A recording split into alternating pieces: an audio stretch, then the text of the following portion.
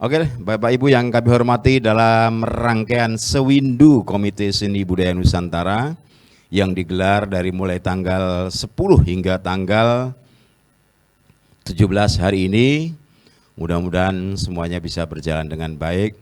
Terima kasih atas kehadiran Bapak Ibu tamu yang berbahagia, apalagi ibu-ibu yang di sebelah sana udah luar biasa sekali, cantik sekali apabila dilihat mungkin ya kan sekarang. Ya, jadi saya nggak bilang 20 tahun yang lalu, enggak loh, sekarang. Ya, terima kasih matur nuwun semuanya, dan acara akan dimulai dengan sesaat lagi sarasehan. Terlebih dahulu acara ini kami persilahkan dengan segala hormat Ketua Umum Komite Seni Budaya Nusantara yang kami hormati Bapak Mayor Jenderal TNI Purnawirawan Dr. Andes Haji Hendarji, Sarjana Hukum, untuk memberikan skapur sirih. Untuk beliau kami persilakan dengan segala hormat. Assalamualaikum warahmatullahi wabarakatuh. Shalom, Om Swastiastu, salam kebajikan. Rahayu, rahayu, rahayu. Bapak Ibu sekalian yang saya hormati, puji syukur kita panjatkan kehadirat Allah Subhanahu wa taala karena atas ridhonya di hari terakhir pameran ini, hari ke-8, masih banyak peminat. Jadi kita nggak usah ragu-ragu bagaimana sosialisasi agar anak-anak itu mencintai budaya kita. Karena KSBN sudah membuktikan di hari Sabtu kemarin, ini penuh ini. Gedung ini penuh, bahkan banyak yang di luar. Gitu ya. Kalau gedung ini luas, ya, kami berani menerima 500 peserta untuk anak-anak. Kalau 500 peserta, ditambah bapaknya, ibunya, kakaknya, simbae, kira-kira bisa sampai 5.000 yang hadir itu. Jadi kita nggak usah ragu-ragu, nggak usah khawatir. Gitu. Bagaimana generasi muda itu mencintai budaya kita. Itu semuanya tergantung dari bagaimana kita ini mencintai juga budaya kita, ya, untuk diturunkan pada anak cucu kita. Saya terima kasih pada semua yang telah hadir pada siang hari ini. Sebenarnya hari ini juga kita meriahkan dengan tari-tarian. Tetapi tari-tarian yang sudah disiapkan hari ini gladi bersih di Istana untuk acara tanggal 20. Jadi penari-penari KSBN ini juga sekarang laku di mana-mana. Tidak hanya ke luar negeri, termasuk juga ke Istana. Kalau nanti Bapak Ibu sekalian melihat acara tanggal 20, pelantikan para bupati, wali kota, gubernur di Istana, di antara penari-penari yang banyak itu, di antaranya adalah penari-penari KSBN. Ya, penari-penari KSBN. Jadi terima kasih yang telah hadir, bahwa kita semuanya ini mencintai budaya kita. Ya. Mungkin ada yang tanya, saya ini tentara kok mencintai ini? Saya ini turunan. Bapak saya, ibu saya, bapak saya itu dokter tentara, tetapi bisa melukis, bisa membuat patung, bisa nyanyi, bisa main musik, segala alat musik, mau gitar, mau piano, mau biola, bisa semuanya. Gitu. Lah ini nurun, saya ini kok nurun, dulunya sudah hampir tidak nurun dulunya. Gitu ya. Dari kecil memang saya dilatih musik, tapi setelah masuk tentara hilang itu. Tapi waktu saya pensiun, saya didatangi teman saya Bu Eni nih, kowe iki wis bar pensiun, daripada tengok-tengok, wis belajar nari. Mulai saya belajar nari ketika usia sudah pensiun. Tapi sekarang kebablasan ini, 15 tahun terus malah perkembangan saya jadi gede seperti ini. Tahun 2014 menggelar Seni Budaya Nusantara di Kota Tua. Wah, pesertanya selamat hari bludak. Harusnya dibatasi jam 10 malam gitu ya. pesertanya itu nggak mau berhenti sampai jam 1 malam dibubarkan oleh polisi. Jam 1 malam itu, karena saking gregetnya pada seni budaya. Nah, saya berharap dengan kegiatan 8 hari ini, seni budaya kita ini semakin dicintai. Salah satu di antara seni budaya itu adalah seni melukis. Dan hari ini akan diisi saresehan melukis. Para pembicara sudah datang, nanti moderatornya Mbak Menul, mantan Wakil Dekan ya, Wakil Dekan Seni Rupa Trisakti. Sekali lagi terima kasih atas kehadiran Bapak Ibu sekalian. Ini tanda bukti bahwa Bapak Ibu mencintai nilai-nilai tradisi yang hidup di negara kita ini. Salah satu nilai tradisi itu adalah bagaimana kita melukis, dan yang dilukis itu adalah benda-benda alam, kegiatan-kegiatan budaya yang tersebar di seluruh Nusantara ini, dari Sabang sampai Merauke. Termasuk lukisan yang dipamerkan juga lukisan-lukisan yang berbasis budaya, foto-foto yang semuanya berbasis budaya. Buktinya juga tidak kalah dengan lukisan-lukisan yang sering dipamerkan yang berasal dari luar negeri. Itu artinya bahwa bangsa kita ini masih mencintai budaya kita. Dan semoga di dalam Sari ASEAN ini nanti pesertanya juga semakin membludak gitu ya. Nah, semoga Sari ASEAN hari ini bisa menginspirasi, menyemangati kita semuanya bagaimana kita mencintai lukisan. Termasuk cucu saya pun saya dipaksa untuk mencintai lukisan. Sehingga waktu lomba kemarin saya suruh ikut gitu ya. Simbae nunggu ya. Simbae nunggu putune. Putune diajari nyenengi lukisan. Sekali lagi terima kasih. Wassalamualaikum warahmatullahi wabarakatuh. Baiklah, sesaat lagi sarasehan peran komunitas seni rupa dalam kemajuan kebudayaan Nusantara akan segera kita mulai, dan kami undang dengan segala hormat Dr. Menul Teguh Rianti SSN MPD berkenan untuk bisa menjadi moderator siang hari ini, dan tentunya ada notulen Dr. Titing Widyastuti. Kami persilakan Ibu Dr. Menul Teguh Rianti SN MPD berkenan untuk mengundang para narasumber pada kesempatan siang hari ini. Terima kasih. Sebelumnya kepada yang terhormat Bapak Ketua Umum KSBN, Bapak Maijen TNI Purnawirawan Hendarji Supanji SH, kemudian Ibu Wakil Sekjen Ibu Laras, kemudian Ibu Ketua Panitia yang terhormat Ibu Eni Sulistiawati, Ibu Pendiri KSBN Bu Eni Sardioso. Untuk tadi yang diinformasikan Pak Hendarji, kita sudah mendengarkan semuanya, jadi tidak usah berlama-lama. Kami di sini akan memanggilkan narasumber yang luar biasa, yang maestro untuk lukis, foto, dan pematung. Untuk itu kami akan memanggil para narasumber yang luar biasa adalah Kembang Sepatu, Ketua Asosiasi Pelukis Nusantara. Baik, Bapak Kembang Sepatu, mohon izin. Ya, monggo Pak, silahkan ke depan. Kemudian kami akan memanggilkan narasumber berikutnya adalah Pak Anggar Linggar Prana. Pak Anggar, monggo silahkan, kita beri tepuk tangan aplaus buat beliau. Ya, monggo silahkan duduk Pak. Nggih, di sini boleh, di sana boleh Pak. Nggih. Kemudian selanjutnya Pak Udi Marsudi SSN MSN, beliau adalah dosen dan sekaligus pelukis. Luar biasa. Ini dosen juga ya Pak. Monggo. Terima kasih atas kehadirannya. Kemudian berikutnya ini sang maestro pelukis nih, Mas Wito, monggo. Ini sudah kenal sekali dengan Mas Wito. Monggo Mas Wito. Ya. Ya, baik.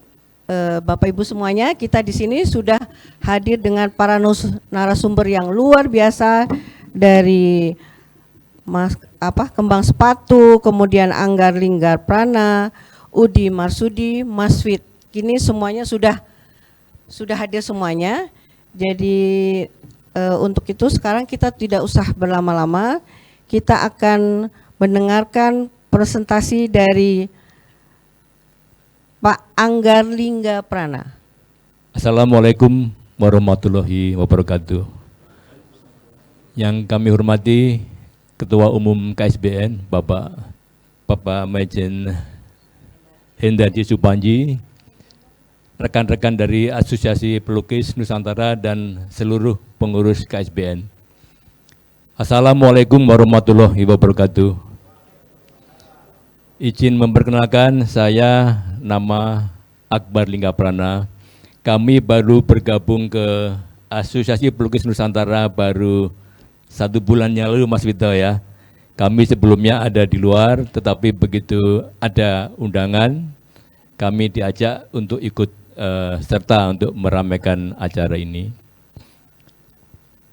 Materi yang kami sampaikan sebetulnya nanti urutannya kami mengikuti panitia saja, tapi kami dapat di depan.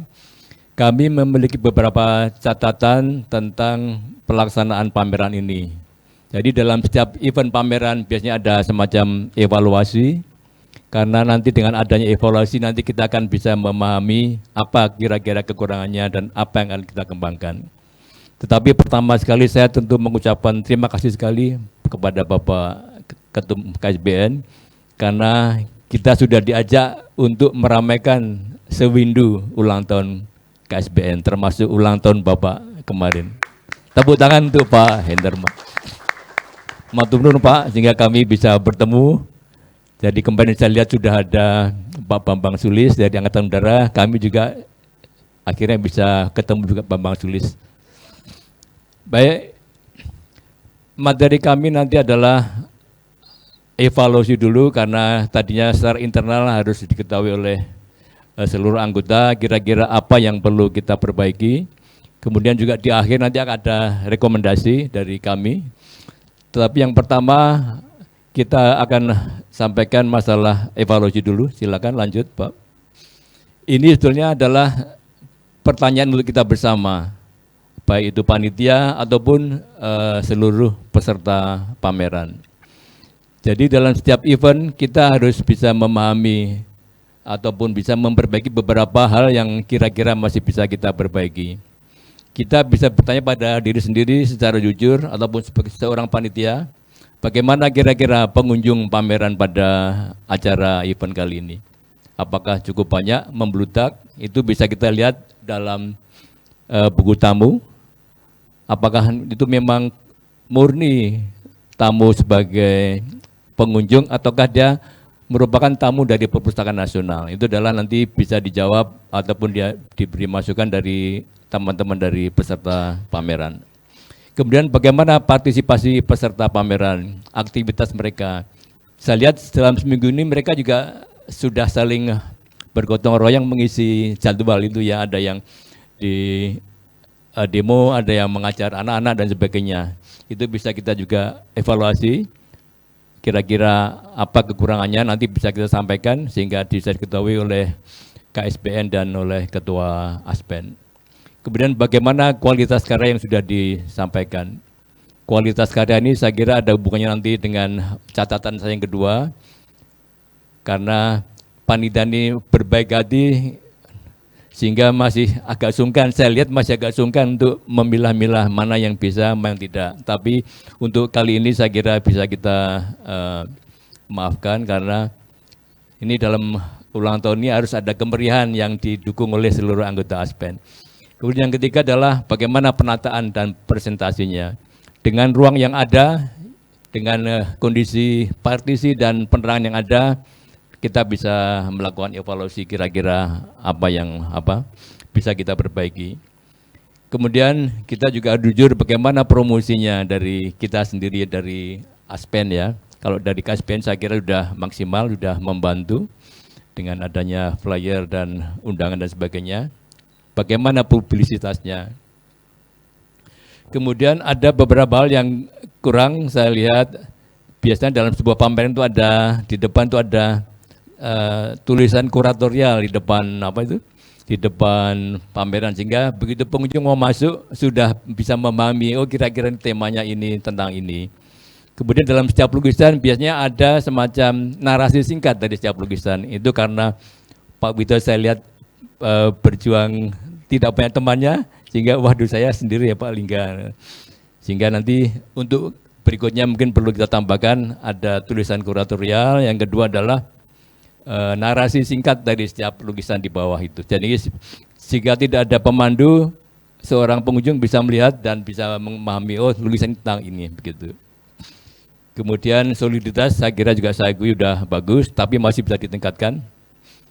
Kemudian persentase saya kira kemarin udah ada kebijakan dari ketum, jadi tidak sebesar itu, jadi diturunkan, dan itu kami anggap dan teman-teman anggap sudah wajar, sekitar 20, 25, 30 itu adalah sudah wajar.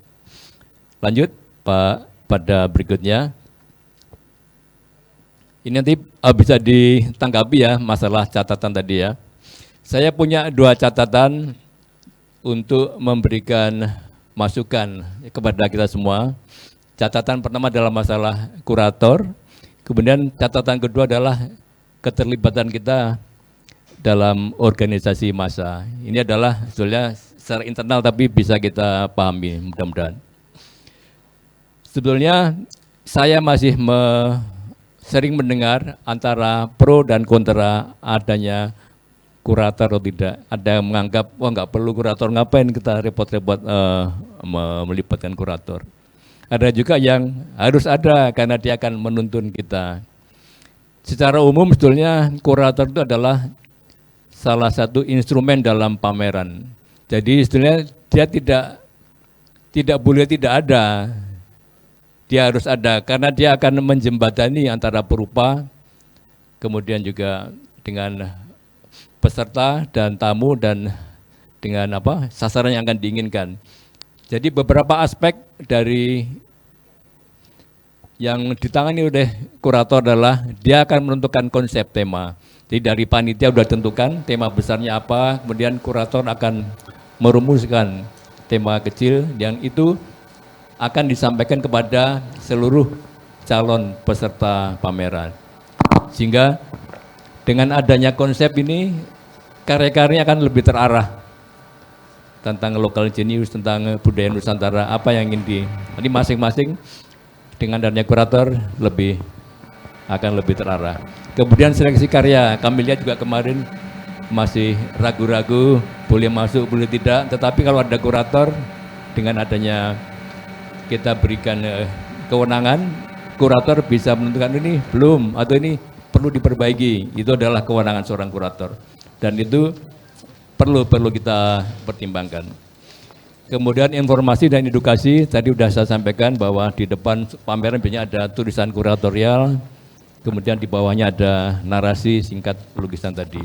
Promosi publik sudah saya sampaikan. Kemudian juga Mas Wito sudah mencoba melakukan kolaborasi dengan perupa di luar Aspen. Itu buktinya dia udah mengundang saya, mengundang Bapak, mengundang Kanilio. Berarti dia udah ada upaya untuk mengundang perupa-perupa di luar Aspen. Ini perlu kita kasih apresiasi pada Mas Wito. Tepuk tangan untuk Mas Wito mungkin hari ini. Ya. Terima kasih Mas Wito. Kemudian juga kurator itu memiliki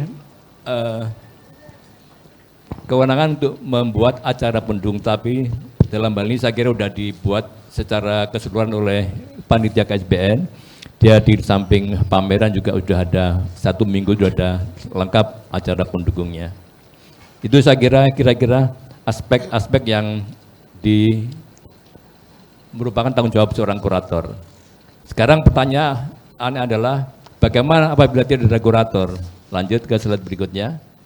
Konsekuensinya apabila kita pameran tidak memakai kurator, kira-kira adalah kemungkinan adalah kurangnya ada kesatuan tema, karena setiap karya, setiap perupa bisa masuk, karena kadang memakai karya lama yang dipaksakan. Ini adalah salah satu yang sering kami alami, tapi bisa sebagai pertimbangan bahwa kalau kita tanpa kurator, seperti ini kejadiannya. Penataan tidak optimal. Meskipun mereka udah bekerja keras, kalau ada kurator bisa mengarahkan mungkin per tema, per tahun, ataupun per genrenya. Tentang informasi saya kira sudah saya singgung di depan, promosi juga sudah. Ya, itu konsekuensinya apabila kita tidak memakai kurator. Kemudian sekarang solusinya, lanjut ke slide berikutnya. Saya memiliki solusi untuk kita bersama, terutama untuk teman-teman Aspen. Apabila kita tidak memiliki atau tidak menunjuk seorang kurator, kita bisa melibatkan ahli seni atau perupa senior. Dalam susunan kan kita bisa ada Mas Bustanto, ya, ada Mas Dio Pamola, ada siapa lagi itu? Banyak. Ada siapa? Rusnoto. Nah, itu bisa kita libatkan dan kita tunjuk sebagai Mas tolong kita di direct untuk membuat rencana pameran ini. Sehingga tidak semuanya tertutup pada ketua, sekretaris, bendahara. Karena banyak sekali anggota kita yang punya kemampuan untuk itu. Soliditas saya kira sudah. Kemudian pembagian tugas, meskipun kita sudah memiliki tugas masing-masing, tetapi memang perlu senantiasa kita dorong, ya, kita ingatkan. Karena dalam susunan organisasi sudah ada tanggung jawab masing-masing, tapi kalau kita tidak dorong, itu sering terabaikan. Kemudian kita bisa konsultasi dengan kurator tadi, ya, termasuk teman-teman kita sebagai Dewan Pakar, ya, Mas Kembang Sepatu, ya. Nanti bisa minta tolong ke Dio Pamola atau siapa aja. Apabila tidak ada, kita harus membentuk kepanitraan internal untuk membekali mereka. Tugas kamu ini, tugas kamu ini. Sehingga kita seolah-olah menengahi kalau tidak ada kurator. Kemudian memanfaatkan sumber daya, saya kira sudah ada dalam organisasi, orangnya cukup banyak dan bisa kita berdayakan. Lanjut, saya mengikuti Aspen juga baru bulan ini, tetapi kami melihat kemarin Aspen ikut terdaftar dalam Formas, ya Pak, ya. Ini bukan saya tidak melarang atau apa, tapi ada plus minusnya. Mohon bisa dibatasi apabila visi misinya itu Aspen apa. Kita kalau untuk kegiatan-kegiatan yang sifatnya bukan ke politis, saya kira tidak masalah. Seperti kemarin undangan Imlek, ya, saya kira nggak apa-apa. Halal bihalal, Imlek tidak masalah. Tapi kalau semacam deklarasi atau apa, mohon dipertimbangkan, ya. Karena setiap ormas itu kan memiliki visi misi masing-masing. Dan apabila kita masuk ke sana, tentu akan membatasi kreativitas seniman. Kita akan terpaku pada keinginan dari ormas tersebut atau formas tersebut. Sehingga kita tidak bebas lagi. Kita, individu kita akan terkungkung dan ini mengganggu kemandirian karya kita. Karena seniman itu adalah yang kami harapkan yang bisa merdeka menyampaikan kemerdekaannya. Ya, mudah-mudahan ini saran rekomendasi dari saya pribadi, tetapi dari teman-teman nanti mohon tanggapan dan masukan lagi. Jadi peningkatan masih perlu dilakukan dalam promosi publikasi. Kemudian ada program interaktif, edukatif, tadi ada penempelan tulisan kuratorial dan ada narasi lukisan di bawahnya. Kolaborasi sudah dilakukan, terima kasih Mas Vito. Memperbaiki fasilitas display, memang kita sebelum pameran harus meninjau dulu kira-kira kekurangannya apa dalam setiap tempat tersebut. Kemudian penghargaan dan pengakuan, saya kira sudah dilakukan, nanti katanya akan dibuatkan semacam sertifikat dalam setiap kegiatan, itu salah satu pengakuan yang diinginkan oleh para peserta, saya kira sudah dilakukan, persentase sudah ada nego, kemudian ketegasan yang perlu kita dukung nanti kalau ketua atau memutuskan tanggal sekian harus kumpul untuk membuat membuat katalog, ya ditentukan apabila dalam tanggal tersebut tidak memenuhi syarat, ya kita coret terpaksa semacam itu. Kemudian pelibatan kurator sudah, kemudian dalam ormas saya kira kita bisa membatasi yang tidak bersifat deklarasi, tetapi sifat-sifat sosial masih bisa kita lakukan. Saya kira itu, Bu Moderator, mohon nanti tanggapannya kami kembalikan lagi pada moderator. Terima kasih. Baik, terima kasih Pak Anggar untuk presentasinya. Ya, terima kasih para narasumber dan teman-teman yang saya hormati dan saya hargai.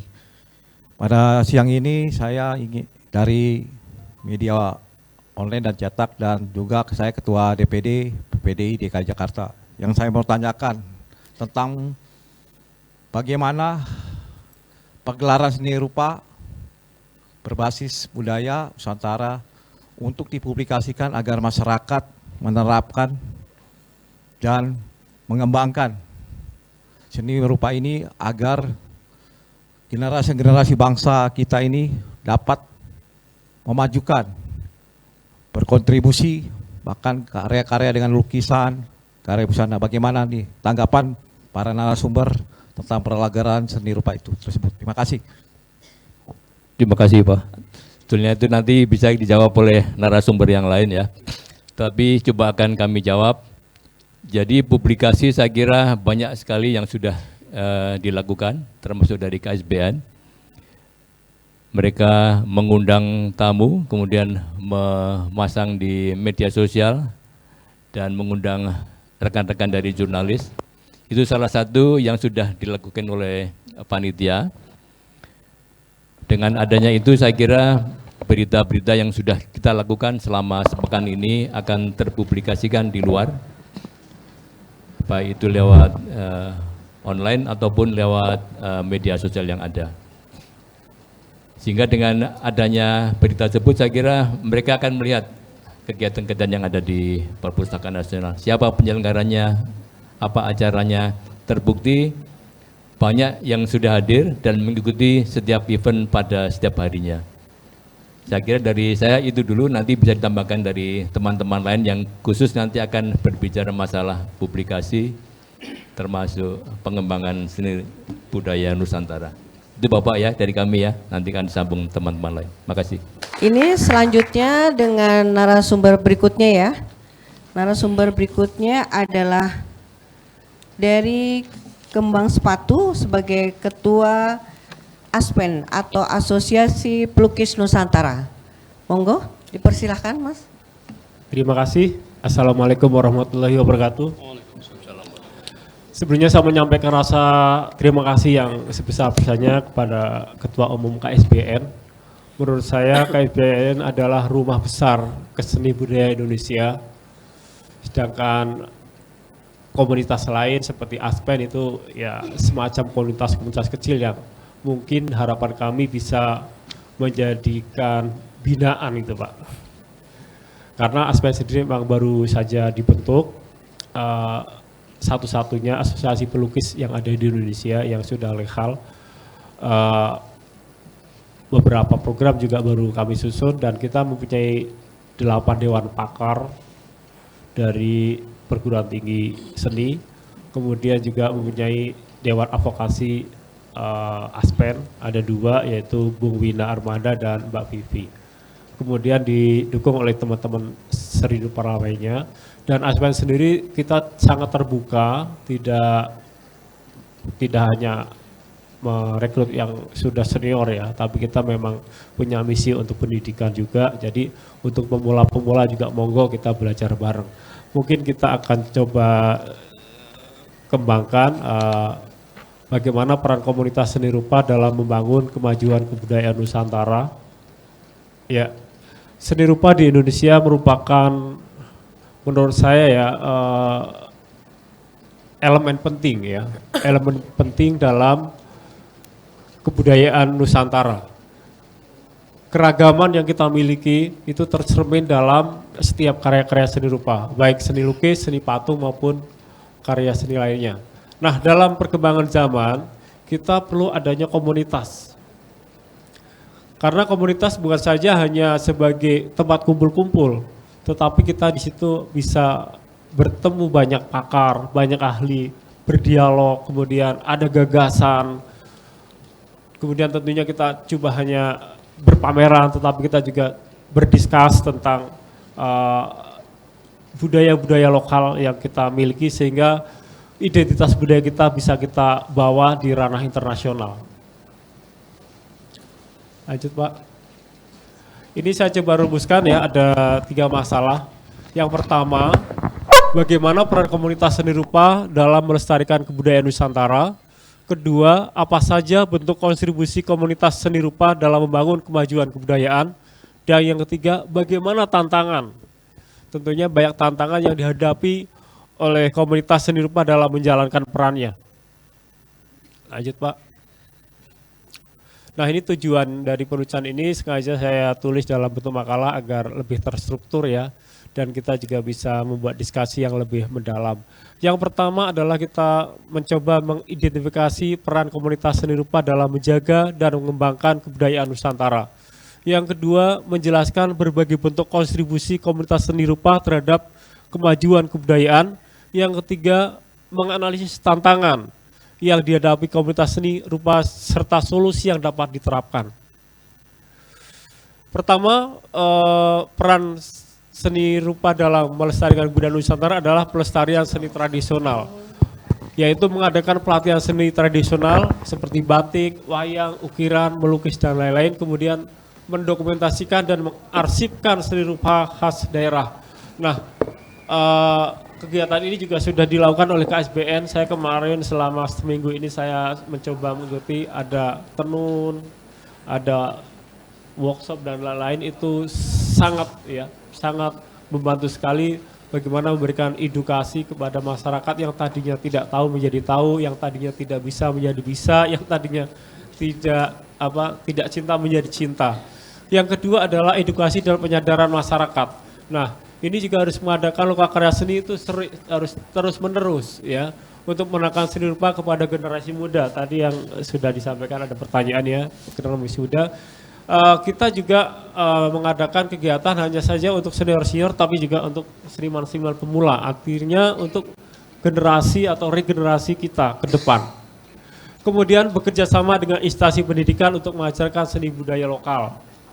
Di kami ada beberapa dosen pakar yang kemudian nanti kita akan mencoba melibatkan mereka untuk mendidik pada kami ya, yang pemula dan maupun yang sudah profesional, agar karya-karya kita jauh lebih berkualitas. Yang ketiga adalah revitalisasi dan inovasi seni rupa. Saya melihat kan seni rupa kan mungkin beberapa teman cuman itu aja gitu ya, melukis itu ya cuman melukis di kanvas selesai, tetapi pada perkembangan seninya bahwa walaupun dengan tema-tema tradisional, ya budaya-budaya lokal, kita bisa menggarap dengan pendekatan-pendekatan yang kontemporer dan yang modern, sehingga seolah-olah karya seni itu ada pembaruan. Tetapi sebenarnya itu adalah hanya pengembangan saja. Yang kita lihat karya-karya teman-teman itu dari kearifan lokal kemarin itu dadakan Pak, terus terang hanya 3 bulan Pak, Mas Vito ya, kita kasih isu, patokannya ini ya, langsung mereka pada bergerak. Nah, itulah hasilnya, cukup memuaskan menurut saya. Hanya memang secara tempat memang kurang luas, sehingga dengan jumlah yang cukup banyak, ruangannya kurang memadai, sehingga kita seakan-akan itu berhimpitan lah berkaryanya, sehingga kita bisa kurang menikmati secara maksimal.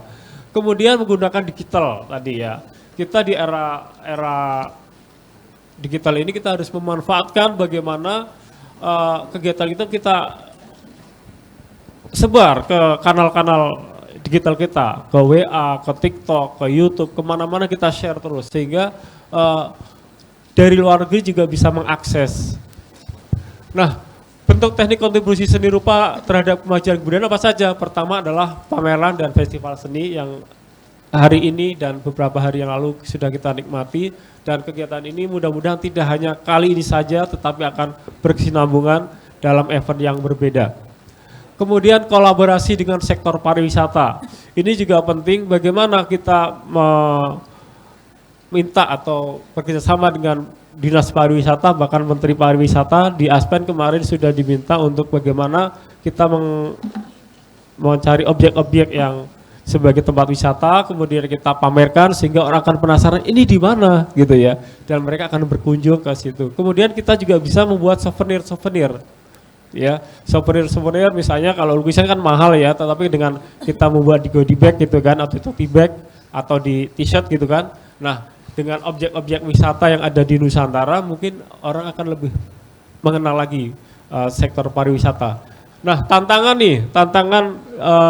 dan solusi bagi komunitas seni rupa pertama adalah kurangnya dukungan dan pendanaan. Kami selama kegiatan seringkali itu patungan atau saweran. Nah, untuk hari ini alhamdulillah kami disupport penuh oleh KSBN. Terima kasih Pak Andraji. Tempat makan semuanya, semua fasilitas disiapkan. Ini bentuk apresiasi yang luar biasa KSBN kepada komunitas. Ini adalah dukungan dari swasta. Mudah-mudahan dari pemerintah juga begitu ya. Oh, ini ada anak-anak yang sedang bergerak, tolong dibantu gitu ya. Kemarin saya ditawarin sama kementerian lain ya, tapi bentuknya kredit. Waduh, kalau seni rupa kalau udah beban kredit nggak bisa. Ya itu juga saya pikir bantuan, tapi kurang cocok kalau seniman itu kemudian harus ada bantuan yang kalau hibah boleh, tapi kalau ada walaupun itu cicilan ringan kayaknya itu akan justru mengurangi produktivitas seniman. Kemudian yang kedua, minimnya apresiasi terhadap seni rupa. Di masyarakat kita rata-rata apresiasi seni rupa itu masih sangat kurang ya. Dilihat dari misalnya daya beli masyarakat masih kurang. Padahal jumlah perumahan di Indonesia sangat luar biasa, perkantoran juga sangat banyak, tapi coba kalau setiap kantor, setiap ruangan ada 5 aja lukisan atau 1 lukisan, itu saya pikir bisa menyerap karya-karya teman-teman. Yang ketiga adalah persaingan dengan budaya global. Ini penting, dengan kita menggali kearifan lokal, ini akan menjadi nilai lebih. Jadi orang-orang luar negeri itu melihat, oh ini Indonesia gitu kan. Dia akan merasa memiliki, ini Indonesia, ini originalnya Indonesia gitu ya. Nah itu penting. Kemudian kita juga tetap jangan sungkan-sungkan atau jangan lelah-lelahnya untuk tetap mempromosikan kegiatan-kegiatan kita seperti KSBN dan seterusnya. Itu sangat membantu kegiatan-kegiatan kami. Lanjut Pak. Nah ini kesimpulannya. Intinya bahwa kegiatan seni rupa itu memberikan peran yang sangat penting ya dalam menjaga, mengembangkan dan memajukan kebudayaan Nusantara melalui berbagai kegiatan seperti pelestarian seni tradisional, edukasi masyarakat, pameran, pemberdayaan ekonomi kreatif. Komunitas seni rupa berkontribusi dalam bentuk identitas budaya yang kuat dan dinamis. Ya meskipun menghadapi berbagai tantangan, komunitas seni rupa harus terus berkembang dengan adanya dukungan dari berbagai pihak, inovasi, adaptasi terhadap perkembangan zaman. Dengan demikian seni rupa dapat terus menjadi integral dari kebudayaan Nusantara yang kaya dan beragam. Lanjut Pak. Ya ini saran yang terakhir. Pertama adalah saran untuk pemerintah ya. Hendaknya pemerintah juga harus turun ke bawah ya, mengajak ya teman-teman seni lukis atau perupa atau komunitas-komunitas perlu lebih aktif dalam mendukung komunitas seni rupa melalui pendanaan dan fasilitas. Karena seni pelukis kita itu rata-rata beli kanvas sendiri, span sendiri, pameran sendiri, dijual sendiri. Ini saya pikir jauh dari ideal. Harusnya seniman itu ya pelukis saja. Bahan sudah ada, yang jual sudah ada, yang memamerkan sudah ada. Sehingga benar-benar kreativitas itu akan terus berkembang. Yang kedua untuk masyarakat. Ya masyarakat mohon kira-kira kalau ada rezeki lebih ya tolonglah dikoleksi. Itu akan sangat membantu sekali seniman untuk kemudian berkarya terus menerus. Kalau misalnya berkarya terus, ada yang ngeluh, saya berkarya terus kok nggak pernah laku gitu ya misalnya. Itu sebenarnya bisa dievaluasi juga apakah memang karyanya sudah bagus atau belum. Tetapi paling tidak dengan masyarakat ada yang membeli, entah itu temannya pelukis, itu akan termotivasi, oh karya dia yang terjual seperti itu, saya akan berbuat yang lebih bagus lagi. Nah itu peran masyarakat untuk meningkatkan apresiasi saya pikir penting ya. Jadi ya menghadiri juga perlu, tapi mengoleksi akan lebih penting. Kemudian yang ketiga, komunitas sendiri ya. Komunitas sendiri harus beradaptasi dengan perkembangan teknologi. Ini mohon maaf Pak, banyak teman-teman kita yang masih gaptek. Suruh ngisi Google Form aja nggak bisa. Sehingga tadi Pak Akbar bilang, kita deadline bikin ini apa katalog tanggal sekian-sekian. Ternyata kemampuan itu tadi adaptasinya masih kurang. Aduh saya nggak bisa, gadget saya nggak support dan seterusnya. Yang ini menjadi kendala. Saya pikir ini bisa disiasati yaitu dengan terus belajar dan belajar. Mas itu aja tadinya nggak bisa Zoom, pas saya paksa sekarang bisa. Oh begini Mas gitu ya. Nah itu artinya ada kemauan untuk belajar, jangan melukis saja. Itu aja nggak mau berkembang ya. Mungkin dari teknologi sekarang apalagi udah teknologi AI ya, itu juga suatu tantangan yang baru lagi. Itu saja yang bisa kami sampaikan, lebih dan kurangnya nanti kita bisa tanya jawab. Terima kasih. Wassalamualaikum warahmatullahi wabarakatuh. Baik, terima kasih Pak Kembang Sepatu. Kita beri tepuk tangan. Luar biasa. Karena sudah lama ini berarti pertanyaannya hanya satu ya. Baik, wah ini yang tanya langsung Ibu Ketua Panitia nih, Mbak Eni. Monggo Mbak Eni, silahkan. Mau tanya apa nih Mbak? Saya mau bertanya begini, Mas Kembang Sepatu. Yang perlu saya sampaikan nomor satu, saya heran, saya pikir Kembang Sepatu itu nama sanggarnya. Jadi dari kemarin saya dikasih tunjuk, ini karya saya Kembang Sepatu, saya pikir sanggarnya Kembang Sepatu, ternyata namanya Mas Kembang Sepatu. Nggih, matur nuwun nggih. Kok walah, berarti yang lain juga belum tahu ya. Mas, saya tadi mau menggarisbawahi inovasi, Mas. Kira-kira apa ya yang bisa dikembangkan dari sebuah lukisan untuk mengejar inovasi yang berkaitan dengan teknologi. Karena kemarin kami sempat ditawari untuk penelitian dari BRIN yang bekerja sama dengan salah satu bagian di Direktorat di Kementerian Kebudayaan, tapi saya lupa karena sibuk menyiapkan ini, itu ada salah satu lembaga di Amerika itu mau mengajak untuk penelitian riset tentang lukisan. Jadi dibuat lukisan itu misalnya Van Gogh yang dia presentasikan kemarin, Van Gogh, dia tahu diri si Van Gogh ini menceritakan tentang dirinya sendiri tapi hidup. Ketika pengunjung itu melihat, bisa menombol, dia bisa bercerita apa aja di situ, dan pengunjung itu bertanya, si Van Gogh lukisan ini bisa menjawab. Nah ini saya pikir begitu, apakah ini nanti bisa diterapkan di Indonesia dengan mungkin teknologi AI atau apa? Itu yang perlu Mas saya tanyakan, mohon apakah pemikiran, karena Mas Kembang ini rupanya juga seorang dosen ya. Mungkin itu nanti bisa dikembangkan kepada anak didiknya. Terus yang pertanyaan kedua itu sederhana, Mas. Bagaimana sih Mas rasanya supaya orang itu bisa melukis ya, kalau dari pemula ya, karena seperti saya ini nggak bakat melukis, tapi saya bakatnya menari, cuman saya melihat itu suka, tapi saya tidak bisa mengerjakan, pengen tapi saya tidak suka, gimana ya caranya? Yang saya ingat tuh guru saya mengajarkan menggambar pemandangan, dua gunung, ada matahari, ya toh, jalan tengah itu, sebelah kanan itu ada tiang listrik, sebelah kanan ada sawah-sawah, dan di atasnya ada awan. Itu aja yang saya ingat. Ngoten nggih Mas, terima kasih. Ya, terima kasih Mbak Eni atas pertanyaan. Pertama mengenai inovasi ya, inovatif atau inovasi, bahwa perkembangan seni rupa sekarang itu tidak melulu seperti hanya lukisan saja, seperti yang ada di dinding itu, tetapi sekarang sudah berkembang ya, karya itu menjadi ada diterapkan semacam kayak barcode, kemudian di scan itu dia bisa menjadi 3D, dan di situ ada banyak hal cerita yang bisa ditangkap baik secara visual maupun audio. Itu yang kemudian menarik, yang kemudian dikembangkan oleh film, menjadi film Van Gogh ya. Nah kemudian inovasi juga berkaitan dengan tema. Misalnya tadi temanya tema tradisi, tapi bagaimana kita menggarap ya tema-tema itu menjadi tema-tema yang kekinian. Jadi orang lihatnya misalnya ada lukisan misalnya Betawi gitu ya.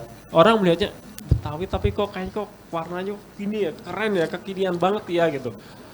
Yang kemudian inovasi yang berikutnya tadi, pelukis juga harus jangan gaptek amat, kita harus tetap belajar gitu ya. Mungkin belajar sama temennya, sama anaknya dan seterusnya. Kemudian berkaitan dengan bagaimana sih menimbulkan minat. Sebenarnya minat itu kalau menurut saya bakat itu 10%, 90% justru kemauan. Ketika anak-anak disiapkan medianya, kemudian dia akan melakukan apa saja, maka dia akan mengekspresikan dirinya, membentuk apa saja, melukis apa saja, dan jika itu terus diterapkan terus-menerus akan menjadi kecintaan, hobi, dan kemudian potensi itu akan muncul. Kadang-kadang baru nyores sekali, aduh saya nggak berbakat, seperti itu, kemudian selesai. Padahal tidak, banyak murid saya yang berkebutuhan khusus ya, Justru orang tuanya kaget ketika saya ajarkan ternyata karyanya lebih bagus dari yang normal. Gimana Pak ya? Memang harus perlakuannya harus beda. Katanya nggak berbakat, ternyata dia, dan kemudian anak-anak yang normal merasa, oh saya kalah ya sama dia. Ayo kamu harus lebih bagus dari dia loh. Kenapa? Karena dia fokus, kamu enggak. Coba kamu fokus, pasti akan lebih bagus. Nah, jadi bagaimana kita menciptakan lingkungan, Bu? Lingkungan agar kita tetap terus berkarya. Itu saja Bu Eni, terima kasih. Jadi selanjutnya bisa dipanggilkan Pak atau Mas ya, biar lebih mudah gitu ya. Jadi Mas aja ya. Mas Udi Marsudi, SSN, MSN. Beliau adalah dosen dan pelukis dari Aspen. Monggo kami persilahkan. Bismillahirrahmanirrahim. Assalamualaikum warahmatullahi wabarakatuh. Salam sejahtera bagi kita semua. Yang terhormat Pak Letjen TNI Hendarji, Sarjana Hukum, kemudian Ibu Eni Sulistiawati sebagai Ketua Panitia dan Ketua Umum Aspen serta Sekretaris Umum ya, bukan Sekretaris Jenderal. Kalau Sekjen itu biasanya di tentara katanya. Jadi Sekretaris Umum Pak Wito, Mas Usman, kemudian Mbak Menul. Ya. Saya mengajar di Politeknik Negeri Jakarta. Kemudian sebelumnya juga saya mengajar selama 12 tahun ya di Universitas Mercu Buana di Prodi Desain Komunikasi Visual. Oh, sama dong Pak. Ya, kemudian juga di Politeknik Negeri Media Kreatif Jakarta. Kebetulan di sini juga ada rekan saya yaitu Mbak Dayu yang lebih duluan ya, beliau ada di sana.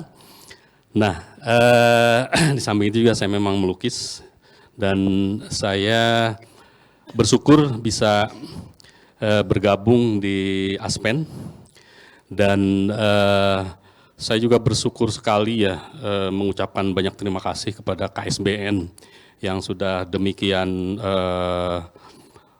memberikan support yang total ya kepada penyelenggaraan acara ini demi untuk memajukan kebudayaan Nusantara ya. Nah, di situ ada foto narsis saya ya. Mohon maaf, memang saya ini memang harus narsis barangkali ya. Kalau seniman kan harus narsis, harus pameran. Kalau tidak ya tidak tahu karyanya kayak apa gitu. Karena saya diminta fotonya kemarin. Saya jadi pembicara di sini kemarin mendadak sore. Jadi saya menyiapkan materi ini sebenarnya siap nggak siap, tapi karena saya sudah biasa bekerja, ya disiap-siapkan saja gitu ya. Nah, kemudian yang menjadi dilema bagi saya kan judulnya adalah atau temanya adalah peran komunitas seni rupa dalam membangun kemajuan kebudayaan Nusantara. Itu bingkainya harus itu ya, kan seperti itu ya. Jadi mau tidak mau saya akan bicara ke arah sana gitu. Padahal untuk diarahkan ke sana harus cari bahan sebenarnya. Tapi dalam versi saya mungkin nanti bisa jadi input juga buat Aspen. Kita yang bicara adalah soal komunitas ya, komunitas seni rupa khususnya kan ya. Nah, tapi tidak menutup kemungkinan juga adalah seni-seni yang lain yang KSBN sudah akomodir bahwa kita harus mencintai budaya kita ya. Karena memang demikian rasa cinta itulah yang akan bisa menjadikan kita bekerja sedemikian total sampai titik darah penghabisan sampai tuntas ya dalam eksistensi kita di tengah-tengah global dunia untuk bisa kuat ya posisi kita, posisi kebudayaan kita. Jangan sampai kalau sudah diambil orang baru kita bilang ya. Nah, jadi harus diperkuat ini. Maka di sini peran komunitas seni rupa ini saya persepsikan menurut saya ya, mungkin jadi masukan nanti ke Aspen ya. Ada peran secara umum dan secara khusus ya. Next. Jadi secara umum di sini menjalankan visi. Visi itu adalah sebuah pandangan jauh ke depan. Bagaimana memajukan kebudayaan Nusantara guna memperkuat identitas peradaban bangsa melalui kegiatan seni rupa khususnya. Tapi di sini seni-seni yang lain seperti yang saya lihat dan kita juga saksikan, kemudian ada seni tari, kemudian ada seni batik dan sebagainya. Kita akan bicara juga di sini nanti. Selanjutnya, kemudian ada peran khusus di sini secara komunitas ya, khusus kalau tadi umum, secara umum saja. Dan di sini adalah misi. Misi itu adalah sebuah manifestasi atau perwujudan di dalam penyelenggaraan pameran lukisan misalnya ya. Ini sedang berlangsung ya, wujudnya atau manifestasinya karya fotografi, patung, karya sejenis, karya-karya seniman profesional lintas usia. Jadi artinya lintas usia ini yang profesional, yang sudah senior dan junior tadi yang seperti Mas Kembang sampaikan, mungkin akan ada bagian untuk milenial begitu ya. Dan di sini juga akan memberikan edukasi berbentuk kursus menggambar misalnya ya. Misi ini kita jalankan tentu saja di samping penyelenggaraan lomba lukis ya, lalu lomba poster, desain batik dan mural serta yang lainnya yang sejenis. Bahkan tadi saya sampaikan kepada Pak Letjen Hendardi, mungkin ke depan kita juga akan sebaiknya juga ada lomba tidak hanya tekad tapi lomba desain batik. Jadi sehingga dari sana akan ada desainer-desain batik yang baru gitu ya, yang berlahiran di situ. Nah, secara nasional. Kemudian manfaatnya di sini secara internal barangkali untuk komunitas, saya dibatasi oleh komunitas tadi kan, komunitas seni rupa tadi ya. Jadi secara internal mencapai sasaran pengembangan seni rupa yang semakin berkualitas bagi kekuatan ciri khas kelompok dimanapun berkiprah ke depannya. Artinya mungkin sekarang di sini ya, di Perpusnas, mungkin nanti di tempat lain yang lebih besar lagi seperti harapan dari Ketua Umum KSBN kemarin, kita akan siap untuk menyambutnya dengan senang hati, dengan semangat, dengan spirit ya. Nah, untuk yang lebih besar lagi. Kemudian secara eksternal ini bagi seniman atau seni rupawannya menyiapkan wadah komunitas yang solid barangkali ya. Rasa persaudaraan yang erat, artinya di sini sebagai ajang silaturahmi ya, persaudaraan yang bermartabat. Tentu saja artinya di sini martabat ini memajukan, kemudian memberikan penghormatan yang setinggi-tingginya kepada kebudayaan. Ya karena kebudayaan itu harus terhormat. Sujoyono itu sangat marah besar kalau kesenian tidak dihargai ya, tidak dihormati. Dan ini sangat mengedepankan kebebasan, kemerdekaan dalam berkarya. Tadi Pak Akbar Linggaprana menyampaikan bahwa kita merdeka di dalam berkarya, itu sebenarnya memang sudah digaungkan oleh Old Master kita Sujoyono, kemudian Apandi dan sebagainya. Karena ya dengan kemerdekaan berkarya ini, ya martabat kita akan insya Allah kuat gitu di mata dunia. Karena kita harus memberikan yang terbaik kepada dunia gitu ya. Tidak hanya secara artistik atau seni-seni keindahan saja, tapi bagaimana memaknai dalam karya itu mempunyai nilai-nilai, value-value ya dalam kekaryaan ini yang lebih jauh memandang ke depan, yang bisa mengelaborasi teknologi yang seperti tadi Ibu Eni tanyakan ya. Hal ini tentu saja juga menjadi manfaat eksternal bagi seniman terutama ya. Di samping itu juga menjadi media silaturahmi ya, di sini kita bersilaturahmi, maka saya dalam awal menyampaikan terima kasih ya kepada Aspen dan KSBN, kita bisa bersilaturahmi. Kemudian lalu di sini juga demi kelangsungan kesejahteraan secara luas, barangkali sudah menjadi profesi ya, menjadi ajang untuk bisa meningkatkan taraf hidup dan memenuhi kebutuhan yang mendasar ataupun selanjutnya. Selanjutnya di sini media komunikasi dan silaturahmi adalah sebagai manfaat bagi anggota. Nah, anggota ini kami sangat selama seminggu ini ya merasakan bagaimana komunikasi silaturahmi ini berjalan ya, saling mengenal, kemudian saling menguatkan, bisa berkenalan dengan saudara-saudara yang baru. Lalu sebagai wadah pembelajaran, artinya saling memberikan input masukan. Karya saya ada dalam posisi mana, ya? Karena tidak lepas daripada pengaruh-pengaruh dari gaya-gaya atau style-style dari karya-karya di luar, ya, secara eksternal. Lalu memperkuat jati diri dan profesi. Ya, tadi sudah saya sampaikan, lalu melestarikan budaya bangsa di tengah-tengah negara lain. Kita harus kuat, harus merdeka, ya, harus tidak dipengaruhi oleh orientasi-orientasi kepartaian. Seperti Pak Akbar tadi sampaikan, tidak ada deklarasi-deklarasi, memang demikian ya. Seni itu memang harusnya merdeka, tidak ada partai dan sebagainya ya. Jadi harus merdeka, karena dengan merdeka akan lebih kuat.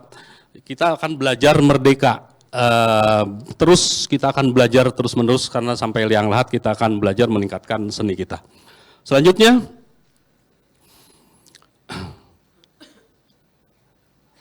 saya mengutip apa yang disampaikan oleh Maestro Sujoyono, bahwa kesenian itu adalah melampaui sekedar persoalan artistik dan keindahan.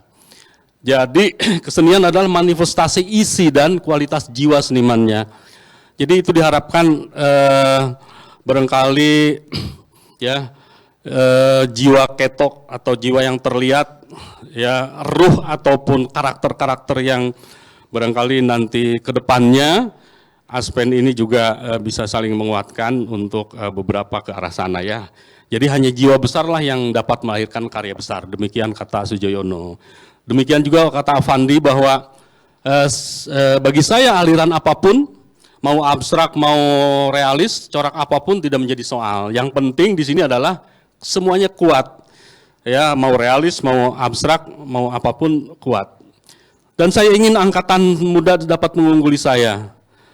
Ya, jika saya bisa menghasilkan 1-2 lukisan dalam seminggu, seharusnya juga mereka kaum muda lebih dari itu. Maka saya mengajak Ibu Dayu, teman saya, supaya tetap mengobarkan semangatnya, spiritnya untuk melukis tidak hanya 5 tapi sampai 50 ya.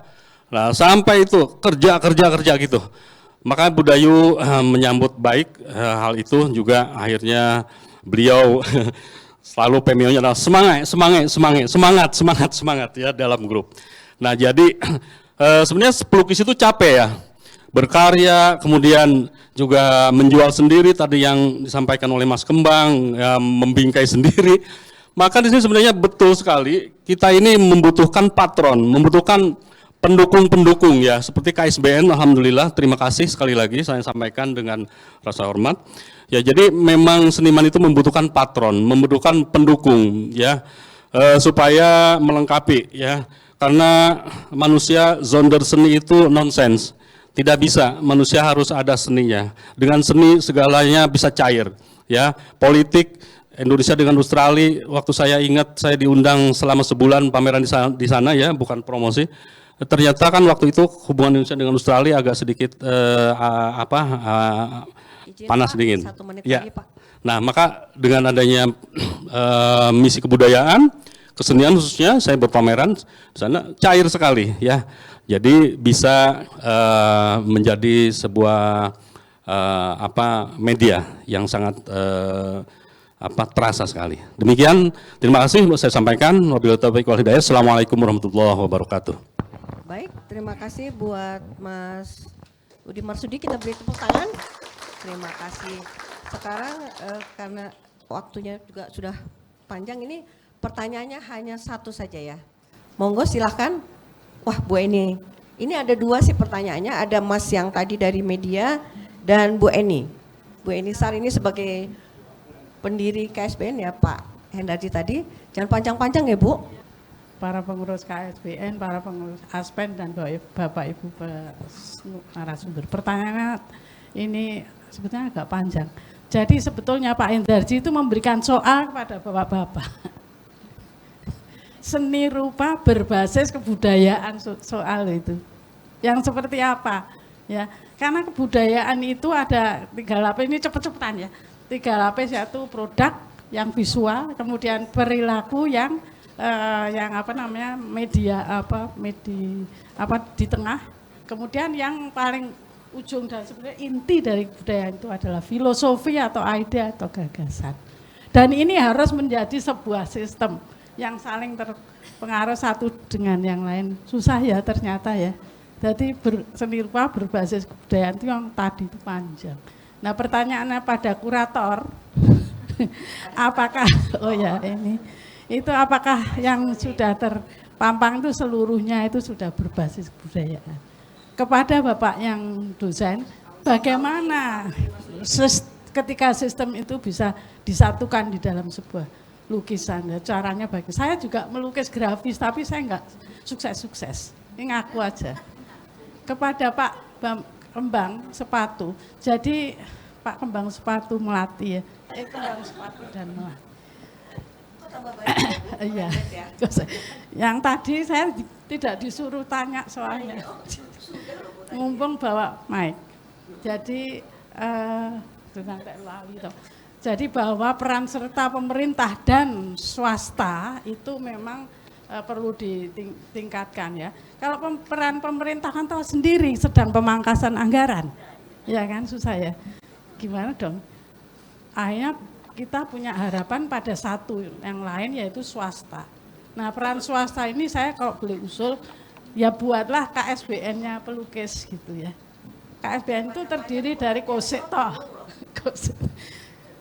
Yang KSBN itu sesungguhnya adalah peran swasta yang tidak semuanya terdiri dari pelukis seniman, tetapi juga orang-orang awam yang peduli kepada seni. Jadi kalau itu dikembangkan, jadi masyarakat peduli atau pencinta lukisan gitu.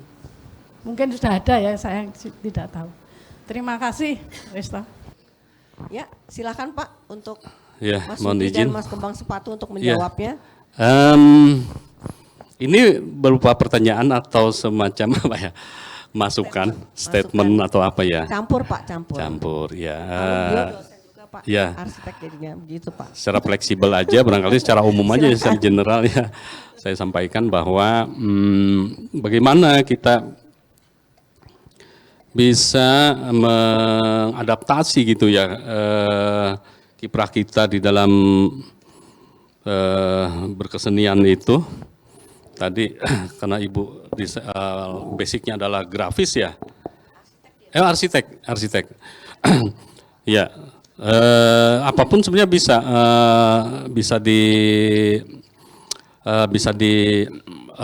kolaborasikan ya Bu ya, karena seni itu kan sebenarnya universal ya. Kita sendiri adalah semua seniman sebenarnya kalau saya mau idealis mengatakan, karena mencintai keindahan. Allah itu maha indah ya, berpakaian itu pasti harus nyeni, pakai topi, pakai jam. Nah, tinggal kita mau secara spesifik mau ke mana. Secara arsitektur barangkali Ibu arsitek juga kan, di sini ada beberapa hal dari segi konstruksi ataupun akurasi dari sebuah penataan eksterior atau interior ya, tentu harus memasukkan segi-segi estetika ya di situ. Nah, selebihnya barangkali apa yang bisa diterapkan ya, bahwa tidak hanya seni rupa saja ya tadi ya. Mungkin itu yang bisa jawab adalah Mas Kembang Sepatu kali ya. Baik, terima kasih. Bantuan apa sih yang bisa diberikan oleh pemerintah sementara ada pemangkasan anggaran dan lain-lain gitu ya? Saya pikir pemerintah di sini bisa hadir, bisa saja membantu ya, mempromosikan karya-karya Indonesia ya, seniman-seniman Indonesia ke luar negeri. Karena kita nggak punya akses kan, pemerintah punya akses mungkin melalui Departemen Kebudayaan atau Menteri Kebudayaan ada sekarang, mungkin lewat diplomasi dan sebagainya. Itu saya pikir bantuan tidak harus kemudian dalam bentuk uang ya, tetapi kebijakan juga itu sangat penting sekali. Kemudian negara juga bisa hadir, mungkin adanya pasar seni nasional, karena di Indonesia belum ada pasar seni yang nasional ya. Kalau pasar seni Bali ada, pasar seni di Ancol sudah mati suri kan itu kan. Artinya bagaimana kita era kan udah berbeda ya, udah jauh berkembang. Kalau dulu mungkin Ancol sebagai sesuatu yang menarik, tapi sekarang udah nggak menarik lagi, mungkin tempatnya sudah nggak relevan. Nah, mungkin di sini pemerintah juga harus bersama swasta, tentunya mudah-mudahan KSBN bisa mengusulkan bagaimana kita membentuk pasar, mungkin ada gedung-gedung yang mangkrak gitu ya, kita kelola gitu ya, di situ bisa digunakan untuk pasar seni yang tentunya dengan kurasi yang bagus, jangan pasar seni yang biasa-biasa saja, tapi bagaimana yang bisa punya nilai yang bagus, yang bisa menjual negeri, kemudian bisa juga mendatangkan turis-turis ke situ. Ya tentunya kalau datang kan belanja gitu ya, nah harapannya seperti itu. Di situ bisa ada pertunjukan, tari-tarian dan lain-lain ya, tari tradisional kita munculkan. Seperti teman saya ada yang dari Genta Lentera Budaya itu, dia keliling dunia dengan membawa tari-tari. Ya, itu juga akan memberikan dampak yang luar biasa kepada kesejahteraan penarinya, kesejahteraan komunitasnya, kemudian produktivitasnya juga akan kemudian bertambah. Tapi kalau cuman tidak hadir ya gini-gini aja gitu, maksud saya seperti itu, Bu. Baik, kita beri tepuk tangan untuk Bu Eni dan para narasumber. Ya, kita lanjutkan dengan Mas Vito. Perlu diingatkan kembali untuk narasumber bahwa waktunya 10 menit plus tanya jawab. Baik, monggo silakan Mas Vito. Bismillahirrahmanirrahim. Assalamualaikum warahmatullahi wabarakatuh. Salam sejahtera untuk kita semua. Yang saya hormati, saya cintai dan saya banggakan Bapak Ketua Umum KSBN, Bapak Mayor Jenderal TNI Purnawirawan Dr. Andes Hendarji Supanji, Sarjana Hukum. Saya ngapalin seminggu Bapak, mohon izin. Biar nggak salah Ibu Moderator. Dan seluruh jajarannya tentunya yang saya cintai, khususnya Ibu Ketua Panitia Mbak Enisul yang cantik hari ini. Dan seluruh jajaran ya Ibu, nggak saya bisa sebut satu persatu, mohon izin. Begini Ibu Moderator, saya ini badan selembar, saya ini ditarik sana, tarik sini, tarik sini. Saya sudah diem sebenarnya. Ada KSBN, tiba-tiba Mas Dodi katanya, ndawuhi saya, Mas, kata Bapak, Mas Vito masuk KSBN ya, di seni rupa. Nah di seni rupa ternyata yang tadinya 3 orang tinggal saya sendirian. Tapi waktu Rakernas di Bintaro, saya sampaikan Bapak, siap Pak, sekalipun saya sendirian akan saya laksanakan semampu saya dan semaksimal mungkin. Hari ini buktinya Bapak Ibu semua mirsani, menyaksikan dengan segala kekurangan, apa-apa yang menjadi masukan dari Pak Akbar, dari Mas Sudi, dari Mas Kembang Sepatu nggak kritik ya, nggak kasih masukan. Tapi saya mencatat per tadi jam 1:06 itu jumlah pengunjung ada 1.109 pengunjung.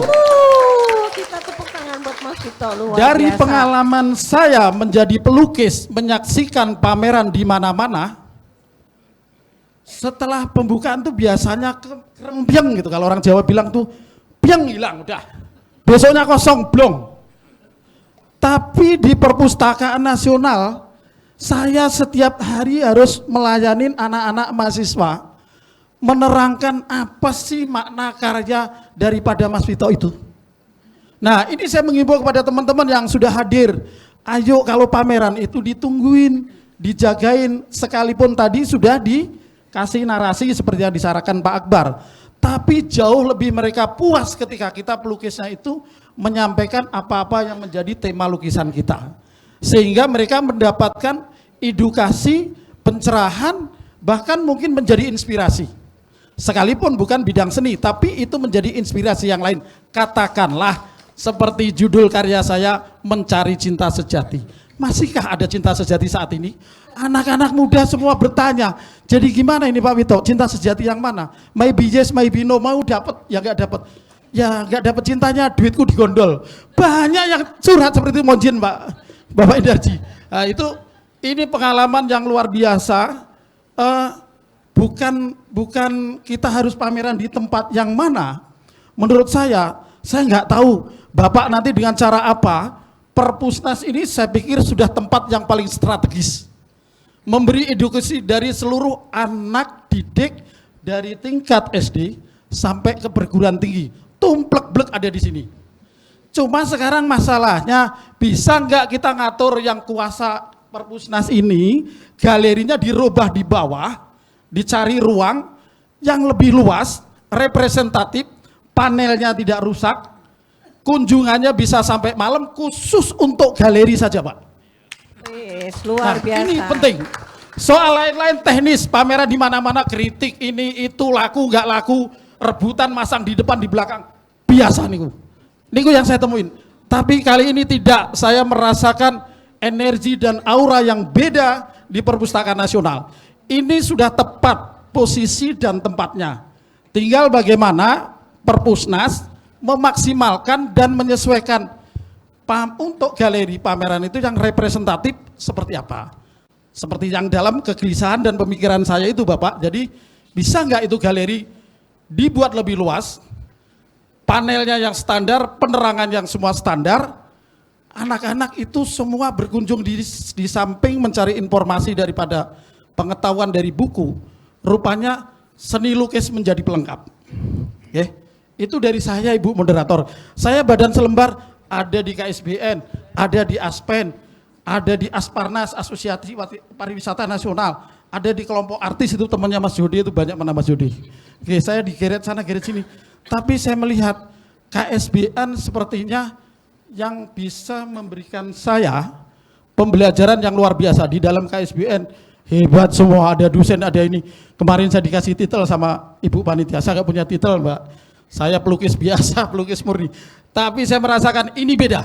Suka nggak suka pameran KSBN di Perpusnas ini beda.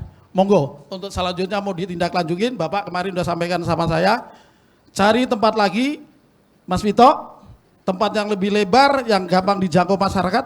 Sebenarnya Perpusnas ini sudah cukup, tinggal tempatnya memang kurang luas. Itu saja mungkin yang dari saya nggak punya konsep, nggak punya teks, hanya karena saya pelaksana. Mohon izin Bapak, saya sudah sampaikan semaksimal mungkin, monggo. Mau dinilai 6 ya serapopo, nilai 7 ya seneng. Pokoknya saya sudah kerja semaksimal mungkin semampu saya. Saya menggandeng teman-teman Aspen. Saya terima kasih kepada teman-teman Aspen, Mas Kembang khususnya. Wong aku ki wong Aspen barang ya, tapi kali ini aku menjadi orang KSBN. Ya teman-teman semua yang sudah mendukung. Mohon izin Pak, ini nggak bisa datang semua, tadi ada yang bilang kejebak macet, katanya nunggu istrinya di pasar. Aduh macam-macam alasannya nih banyak banget. Demikian dari saya. Wabillahi taufiq wal hidayah. Wassalamualaikum warahmatullahi wabarakatuh. Baik, terima kasih Mas Vito. Tadi apakah ada pertanyaan? Mungkin tadi Mas Vito bilang bahwa galeri lukisan galeri di Perpusnas udah bagus, cuman lantainya di lantai 1 ya, biar representasi. Nah ini mungkin Pak Hendarji kali Pak, yang bisa memberikan masukan kepada Perpustakaan Nasional. Dan ini yang dari media dari tadi tunjuk tangan terus. Nah bagaimana Pak Hendarji dulu aja ya? Ya monggo, ada 2 lagi ya. Baik, monggo Pak Hendarji. Ya, saya terima kasih pada semua pembicara. Ya.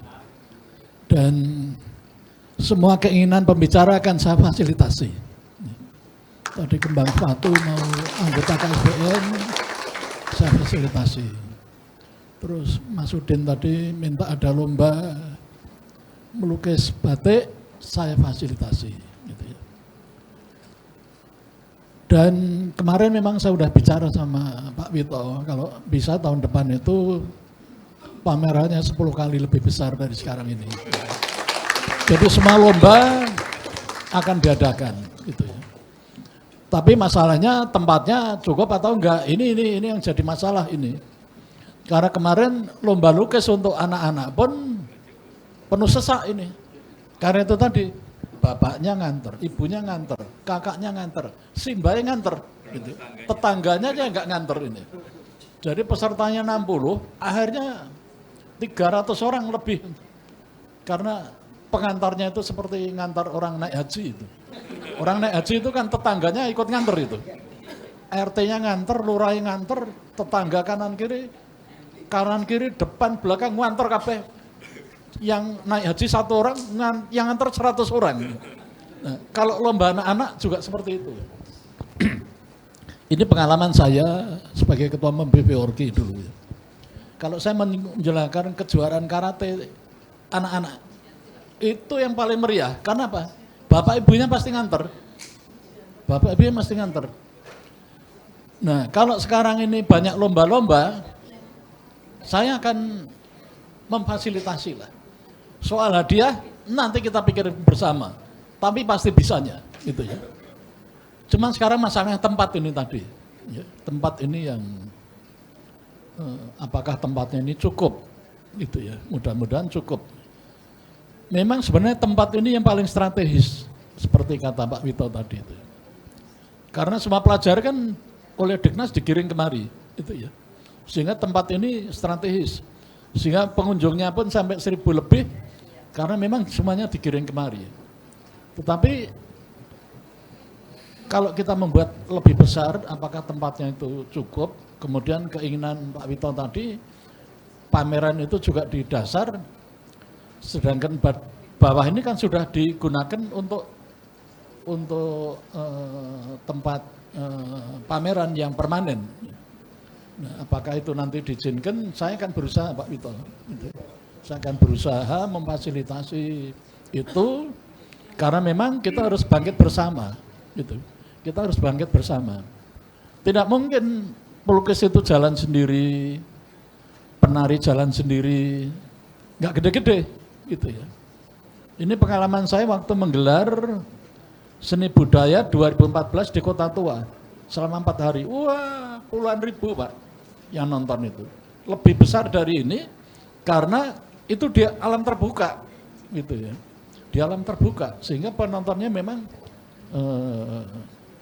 luar biasa. Jadi kalau soal tempat, nanti kita bicarakan lebih lanjut, kira-kira tempat mana yang paling pas, gitu ya. Dan di TVRI kemarin memang saya sudah menggaungkan soal pemerintah harus membangun ruang-ruang publik, terutama untuk anak-anak. Ya. Kan tidak mungkin ruang publik dibangun oleh swasta. Paling tidak pemerintah menyiapkan tempatnya, ya, ruang publik. Nah, soal isinya kitalah masyarakat nanti berbondong-bondong. Karena pasal 32 Undang-Undang Dasar 45 mengamanatkan seperti itu. Dijabarkan lagi Undang-Undang Pemajuan Kebudayaan nomor 5 2017 seperti itu. Jadi pemerintah tidak bisa lepas tangan. Paling tidak pemerintah itu menyiapkan tempat. Sekarang ruang publik itu sangat kurang. Tim saja nggak cukup. Tim nggak cukup. Taman ini yang untuk juga tidak memadai, gitu ya. Jadi memang belum ada tempat yang memadai, terutama kalau kita menggelar secara nasional untuk anak-anak, ya, untuk anak-anak. Kalau itu digelar betul, sekali gelar berbagai kompetisi dilakukan, itu bisa 100.000, betul itu. Saya melihat auranya seperti itu. Cucu saya yang kemarin sajak kemari, yang satu memang seneng gambar, yang satu belum pernah, gitu, belum pernah. Sehingga yang satu memang menang, yang satu tidak menang karena memang tidak pernah gambar. Nah, waktu dia kalah dia nangis, gitu ya, nangis. Tapi bukan dia menyesal. Saya tanya, kenapa kamu nangis? Saya mau belajar. Nah itu, saya mau belajar. Dan tahun depan saya harus menjadi pemenang karena saya akan belajar. Jadi memang seni itu harus ditanamkan sejak kecil, ya. Mulai diajak nonton. Karena dia senang sekali kemarin. Suasana yang penuh sesak anak-anak itu, dia dapat kenalan baru, dia bisa berkomunikasi, dia itu senang, terhibur, dia merasa mendapat hiburan, gitu. Sehingga dia ingin belajar melukis, gitu ya. Dia ingin belajar melukis. Nah, hal-hal semacam ini yang memang harus ditanamkan oleh para orang tua, ya. Dan memang kita harus bergerak untuk membangun ekosistem, seperti yang ditanyakan Bu Eni tadi. Sekarang ini ekosistem kebudayaan kan belum terbangun, belum. Nah, mari kita sama-sama membangun ekosistem kebudayaan ini. Dan KSBN itu memang mewadahi 10 unsur. Ya. Kalau pasal 5 Undang-Undang nomor 17, pasal 5 Undang-Undang nomor 5 tahun 2017 itu kan ada 10 unsur. Nah, 10 unsur itu kalau di breakdown lebih dari 1.000. Jadi apapun terwadahi di situ, apapun terwadahi. Jadi keinginan Mas Kembang Sepatu tadi mau bergabung, monggo kita rangkul semuanya, kita maju bersama. Mari kita membangun ekosistem. Di dalam membangun ekosistem, ujung dari kebudayaan adalah peradaban, majunya peradaban. Ujungnya lagi adalah majunya kesejahteraan. Kesejahteraan seniman itu harus maju. Sekarang KSBN juga memikirkan bagaimana memperbaiki kesejahteraannya para penari-penari Barata. Barata itu dibangun sejak Ali Sadikin, zaman Pak Ali Sadikin, diberikan tanah, diberikan tempat. Tapi karena nasibnya seniman itu enggak diperhatikan, akhirnya tanah yang diberikan oleh pemerintah kepada para seniman itu dijuali, gitu ya, dijuali sehingga kira-kira mungkin tinggal 30% ya Bu Eni, 30%. Nah sekarang KSBN akan berusaha melakukan pendekatan dengan Pemda DKI agar ini bisa direlokasi, sehingga bisa memiliki tanah yang lebih luas lagi untuk para seniman-seniman yang ada di Jakarta ini, kesejahteraan kita perbaiki dan lain sebagainya. Jadi kegiatan ini akan ada ujungnya. Apa ujungnya? Peradaban, majunya peradaban. Ujungnya lagi apa? Majunya kesejahteraan. Yang sekarang ini kami belum melihat bahwa kesejahteraan seniman itu memadai, belum memadai, ya, belum memadai. Oleh karena itu mari kita bergerak bersama-sama, bangkit bersama-sama untuk memajukan kebudayaan kita. Karena tidak mungkin orang yang tidak mencintai kebudayaan bergerak bersama-sama. Kalau Bapak Ibu sekalian ini kan sudah saya yakini pasti mencintai. Hadir itu tandanya dia mencintai, gitu. Kalau tidak cinta nggak mungkin hadir. Hadir itu tanda mencintai. Orang-orang yang mencintai itu mari kita bersama-sama sekarang membangun negeri ini yang berbasis pada budaya. Kita nggak usah terlalu jauh dulu bagaimana pemerintah, udah kita bergerak dulu. Go, gitu ya. Go dulu. Biar nanti pemerintah melihat sambil go itu nanti semoga pemerintah itu iba untuk bagaimana membantu. Kalau semuanya bergerak sampai seminggu bergerak terus ribuan orang, masa hatinya pemerintah tidak tergerak, gitu ya, tidak tergerak. Karena undang-undang ini kan perintah dari negara untuk dijalankan. Siapa yang jalankan? Pemerintah dan rakyat. Semuanya harus menjalankan undang-undang ini. Tidak hanya rakyatnya, tidak hanya pemerintahnya, tapi pemerintah dan rakyat semuanya harus bergerak membangun budaya ini. Jadi saya kira itu saran-saran saya terima dan itu akan menjadi komitmen kami untuk bersama-sama Bapak-bapak sekalian, para pembicara ini untuk membawa kemajuan kebudayaan ini menjadi sebuah peradaban. Kebudayaan kita sangat kuat, harus menjadi peradaban yang kuat juga, gitu ya. Kalau kita berbicara peradaban itu luas sekali. Pendidikan juga termasuk dari peradaban. Sekarang pendidikan kita ini kan rankingnya 100-200 sekian. Harus kita dorong juga untuk menjadi sebuah kemajuan nantinya. Pendidikan arsitek, pendidikan seni rupa, pendidikan musik, pendidikan semuanya harus maju dan ujungnya seperti yang saya katakan tadi, peradaban, kesejahteraan. Kesejahteraan harus dirasakan oleh semuanya. Bahwa Bapak-bapak merasa terbantu di dalam saya terima kasih dan ini menjadi pendorong semangat kami untuk terus melakukan kegiatan yang baik ini demi masyarakat, demi bangsa dan negara. Semoga kita masih dalam satu perahu untuk membangun kebudayaan nasional. Terima kasih. Ya, terima kasih Pak Hendardi. Kita harus memberi semangat untuk KSBN. KSBN kan ini pergelaran seni rupa berbasis budaya Nusantara. Jadi mempertahankan budaya supaya generasi muda tidak lupa ya. Karena sekarang generasi muda itu sudah agak terdengar K-pop ya. Korea itu luar biasa meracuninya terlalu fanatik sekali anak-anak Gen Z. Ya ini Mbak Dayu, setelah Mbak Dayu mungkin yang dari media tadi soal sudah tunjuk-tunjuk terus ya. Jangan lama-lama ya. Silakan Mbak Dayu. Terima kasih. Baik. Assalamualaikum warahmatullahi taala wabarakatuh. Nama saya Dayu Sriherti.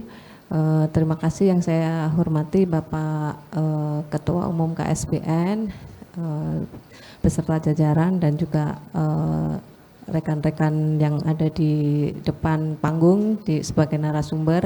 Saya akan bertanya atau membantu mengevaluasi atau mereview, menanggapi dan sebagainya sedikit aja tentang rumah Aspen kita bersama. Bagaimanapun saya adalah anggota Aspen, saya akan mencoba untuk memberikan ulasan. Yang pertama terkait dengan yang dibicarakan oleh Bapak narasumber pertama, Pak Akbar ya, bahwa kurator memang sangat perlu karena ini adalah untuk menunjang nilai dari pameran kita, apalagi di Aspen kan ada pemula, ada juga yang sudah senior sekali, kemudian juga yang dari Pak Udi atau Pak Mas Kembang, juga Mas Vito, yang dimana yang saya mencoba untuk cermati bahwa KSBN itu memang sangat membantu. Bapak Ketua Umum, mohon kami diperhatikan para pelukis, apalagi di Aspen ada yang dari akademisi dan juga ada seniman murni, bahwa terkait dengan karya kami itu sering dijadikan untuk dosen itu, jadi mohon dibantu sebagai untuk proses haki ya Pak, itu haki karya kami itu supaya membantu bahwa kami berkegiatan di Aspen ini adalah sebagai pengabdian masyarakat dan sangat membantu kampus kami masing-masing. Kemudian juga bahwa KSBN, saya merasa bahwa pemerintah itu banyak sekali gedung-gedung yang bisa dipakai Aspen untuk berkegiatan gitu. Dan bisa dapat membantu memfasilitasi kegiatan program-program Aspen dalam 1 tahun ini, karena saya melihat juga gedung-gedung pemerintah itu banyak yang misalnya di tempat Bispar di Sawangan gitu, atau di mana yang banyak gedung-gedungnya tapi kurang dapat diaktifkan. Kemudian yang terakhir ini, dan mungkin sangat perlu ini masukan untuk Aspen dan kita semua juga, bahwa terkait dengan misalnya pembuka pameran itu misalnya Pak Menteri, kan semua orang rata-rata kepingin foto dengan Pak Menteri, jadi jangan nanti ada kegiatan tarik menarik Pak Menteri misalnya sana sini, jadi kami berharap bahwa setiap pelukis sudah standby di lukisannya, dan nanti Pak Menteri lewat langsung ke lukisan, langsung difoto masing-masing, itu sudah ada seksi dokumentasinya. Demikian sekilas ulasan saja dari saya sebagai anggota Aspen. Terima kasih. Wassalamualaikum warahmatullahi taala wabarakatuh. Selamat siang, makasih banyak. Perkenalkan, saya namanya Hendra. Saya tertarik banget dengan budaya dengan seni rupa, karena dulu saya masih kecil suka budaya dan seni rupa. Pak, yang saya pertanyakan, bagaimana Pak kalau relasi para pelukis dan ketua umum maupun jajarannya mengembangkan pergelaran seni rupa ini yang berbasis budaya Nusantara ini untuk publik, bahkan untuk masyarakat umum. Bahkan di lingkungan masyarakat umum belum ada perkembangan yang saya lihat, hanya seni rupa. Kan budaya yang berbasis budaya itu, seni rupa itu seperti apa? Itu aja yang saya minta para narasumber dari yang ada di sini hadir 5 orang. Saya minta bagaimana pengembangannya Pak, agar generasi berikutnya, para pemimpin kita, pejabat kita bisa mengenal budaya Nusantara dalam pergerakan seni rupa. Itu aja Pak. Terima kasih. Lebih baik saya menjawab aja. Semua kegiatan itu selalu dimulai dari rasa cinta. Enggak ada sesuatu yang berkembang tanpa rasa cinta. Sehingga rasa cinta itulah yang harus kita kembangkan pada anak-anak. Bagaimana sekarang kita mengembangkan rasa cinta pada anak-anak? Ya orang tua itu yang harus mengajak, gitu ya, mengajak. Tahun depan saya akan menyelenggarakan berbagai lomba untuk anak-anak. Semua lomba akan dilakukan sesuai dengan aktivitas yang ada. Apakah seni rupa, musik, dan lain sebagainya, gambar, kita adakan lomba. Tetapi masalahnya pemerintah sendiri yang tidak siap untuk menyiapkan tempat-tempat ruang publik untuk bertemunya anak-anak ini. Ya. Di Perpustakaan Nasional saja, mungkin tidak cukup kalau sampai 10 kali dilipat gandakan. Jadi strategi itu memang sudah ada, ya. Rasa cinta, sehingga anak-anak itu orang tua itu dihimbau lewat publikasi dan lain sebagainya untuk mengikuti lomba. Mengikuti lomba, semua seni budaya dilombakan, ya. Orang tua pasti ngajak. Kalau tingkat PAUD, SD, TK itu orang tua pasti ikut. Nggak mungkin anak TK itu datang sendiri, nggak mungkin. Ya. Anak SD datang sendiri, oh nggak mungkin. Ya. Kalau SMA perguruan tinggi datang sendiri ya, gitu ya. Tapi kalau anak TK, SD datang sendiri itu nggak mungkin. Sehingga kalau itu dilombakan, pasti ini akan membudaya. Saya mengharapkan 10 unsur budaya itu juga melakukan kompetisi. Ya. Pertanyaan Bapak tadi akan menjadi PR bagi saya, ya. Dan saya akan komit, ya. Akan komit beserta dengan seluruh pengurus, karena pengurus KSBN ada 108 orang, ya, 108 orang. Sekarang yang hadir hanya sebagian kecil. Kemudian di tingkat provinsi kami sudah ada 18 provinsi. Mulai dari ujung Aceh sudah ada, paling timur Papua Selatan juga sudah ada. Ya. Jadi tengah-tengahnya yang bolong-bolong. Tapi semua pulau besar terwakili. Sumatera ada, Kalimantan ada, Sulawesi ada, Maluku ada, Jawa apalagi. Jadi semua pulau besar itu ada. Sehingga kami akan bergerak bagaimana menanamkan nilai-nilai tradisi itu kepada anak-anak. Saya kira itu mungkin mati hidup saya untuk budaya negeri kita ini, untuk Indonesia Raya. Jayalah Indonesiaku.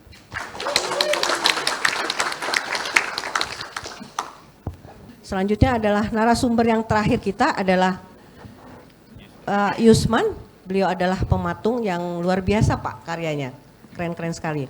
Monggo. Assalamualaikum warahmatullahi wabarakatuh. Salam sejahtera untuk kita semua. Pertama-tama yang saya hormati Bapak DRS Mayor Jenderal Pak Hendy Supanji, Sarjana Hukum, dan Ibu Ketua dan para jajaran yang lain, yang maaf mohon izin yang saya kenal saja yang bisa saya sebutkan di sini. Ternyata Indonesia itu tidak lebar-lebar banget, padahal dibandingkan dengan negara lain itu luas, dan orang-orangnya ketemu seperti Pak Lingga 5 tahun di atas saya. Kita ketemu di Pusjarah ketika beliau sudah kolonel, dan sekarang kembali ke habitat melukis. Pak Udi ini kuliahnya di depan rumah saya di Jogja, ketemunya di sini sesudah puluhan tahun. Dan mungkin Pak Kembang Sepatu baru ini saya ketahui dengan Mas Wito yang sangat luar biasa. Saya sangat bangga diajak ketika itu Pak OT, ketika kami nyangkul di Mabes. Mohon maaf, mohon izin, kita tidak mau membilangkan apa-apa. Memang saya menguasai semua olahraga, jadi saya kemana saja bisa. Jadi ketika itu kami berbicara dengan Pak OT, kebetulan Pak OT anak buah Pak beliau, Pak Yusman, kalau saya kenalkan dengan Pak Ketum KSBN, gimana? Oh, saya senang sekali. Jadi saya baru bergabung dengan KSBN ini, dan saya melihat kemarin acara-acara yang sangat luar biasa semuanya. Dan kami juga tetap berkomunikasi dengan Pak Udi, juga Pak Lingga, juga Pak Wito. Mudah-mudahan pertemuan kita ini abadi demi mendukung budaya Nusantara. Pak Ketum yang saya hormati, dengan bapak-bapak dan ibu yang lain, saya seniman lapangan murni. Saya muridnya Edi Sunarso, Sabtoto, Kasban, dan Jil Martono, para maestro. Dan saya ingin meneruskan karya Pak Edi. Alhamdulillah saya sampai saat ini bisa melanjutkan karya beliau. Dari Sabang sampai ke Merauke ada monumen saya. Bahkan di Jakarta ini ada 8 museum termasuk Mabes, itu karya kami dari Jogja. Dan kadang-kadang saya dijadikan guru TK, guru SD, SMK, bahkan jadi dosen juga. Dan untuk saat ini, itulah kemarin saya cerita sama Pak Wito. Saya dari muda, pekerjaan saya tidak pernah saya stop berhentikan. Tapi ternyata usia tidak bisa kita lupakan. Saya saat ini sudah 60 tahun. Jadi kemarin saya sempat dirawat 4 hari ya Pak Wito. Jadi saya mengirim karya ke sini, begitu saya pulang Pak Wito saya tidak bisa. Nah, di sini saya sudah masuk di PGI dan di Jogja masuk lagi ke RSA sampai 4 hari. Jadi itulah tadi Ibu, manusia itu semangatnya sangat luar biasa. Saya tidak pernah mengendorkan semangat saya terutama untuk seni. Dan saya sebelum sekolah SD saya sudah bisa menggambar. Jadi dasar saya dari seni lukis. Nah, ketika saya masuk semester dimasukkan dekorasi. Saya masuk lukis di Jogja dimasukkan ke patung. Tapi ternyata di patung lah karya saya yang istilahnya orang bilang mencuat. Alhamdulillah. Dan saya bangga bisa bergabung di sini Pak. Apa yang disampaikan pendahulu tadi kakak kelas saya Pak, kalau kita di angkatan, kalau di angkatan udara saya tidak tahu, Brigjen Lingga Prana Bapak, dan Pak Udi, Pak Kemang Sepatu dan Pak Wito, kita dukung itu semua. Sebetulnya memang ada hal-hal yang mungkin saya sebagai anggota baru dan saya cuma menyampaikan saran, itu ada benarnya yang disampaikan kakak kelas. Kita dalam pameran yang sebesar ini memang perlu kurator. Kurator itu juga untuk menyeimbangi antara pelukis, penataan, dan juga termasuk komunikasi wartawan dan semuanya. Jadi kami kebetulan di sini Pak Pustanto itu adalah angkatan saya dan kami juga pernah pameran tunggal terbesar di Indonesia di Galeri Nasional. Jadi mungkin saran seperti Pak Wito di bawah juga bagus. Untuk kedepannya mungkin kita sering berdiskusi. Yang namanya seni kalau jarang didiskusikan juga bisa lupa ya Pak Udi, Pak Kemang Sepatu. Dan satu lagi untuk anak-anak, apa yang ditanyakan juga mungkin saya nimbrung sedikit. Seni itu seperti Tino Sidin bilang, bukan aku menjadikan kamu untuk seniman, tapi bagaimana kamu bisa menggambar dulu. Itu nanti kalau sudah bisa, itu urusan mereka. Jadi bukan dibentuk untuk seniman, tapi itu karya. Kalau dulu kita SD prakarya. Jadi bagaimana untuk menaikkan, mungkin saya jawab sedikit. Kebetulan sudah kembali Pak dari kamar mandi. Dengan kita sering seperti mewarnai, menggambar, itu untuk menambah aktivitas anak-anak kita yang sekarang kalah dengan apa namanya Google HP ini. Dan saya kadang-kadang sering menyampaikan ketika saya ngasih kuliah umum dan di SMA. Sekarang coba lihat di rumah sakit mata. Berapa juta anak-anak kita yang matanya mulai buta dengan HP yang seperti ini. Itu kenyataan. Tapi dengan seni seperti ini kita menggambar mungkin sebulan 1 kali atau 2 kali, saya tidak tahu, mungkin itu tergantung kemampuan kita. Itu kita sudah mengurangi untuk para anak-anak kita ini supaya mengurangi main HP dan Google itu tidak bisa dilarang Pak. Bahkan yang berkembang di desa-desa, di kampung-kampung, supaya anaknya tidak nangis, dikasih HP dia main sendiri, ibunya sendiri, bapaknya sendiri. Ini sangat memprihatinkan. Saya anak saya sendiri, keponakan saya sendiri. Jadi saya sempat bicara sama dokter, di Jogja saja ribuan setiap hari. Kita melihat orang dulu tidak bisa melihat gambar, kabur matanya karena dulu kurang gizi. Sekarang kita kelebihan gizi malah kita jadi sakit. Kelebihan teknologi. Nah itu bisa nanti memang ada satu sisi yang mendukung kita untuk itu, ada satu sisi yang membuat kita harus prihatin. Jadi saya di sini tidak membahas karena saya juga yang tadi sudah cukup, saya kira saya mendukung kebudayaan ini. Dan kebetulan saya di Jogja Ibu adalah ketua UUK Bapak. UUK itu adalah Undang-Undang Keistimewaan Yogyakarta.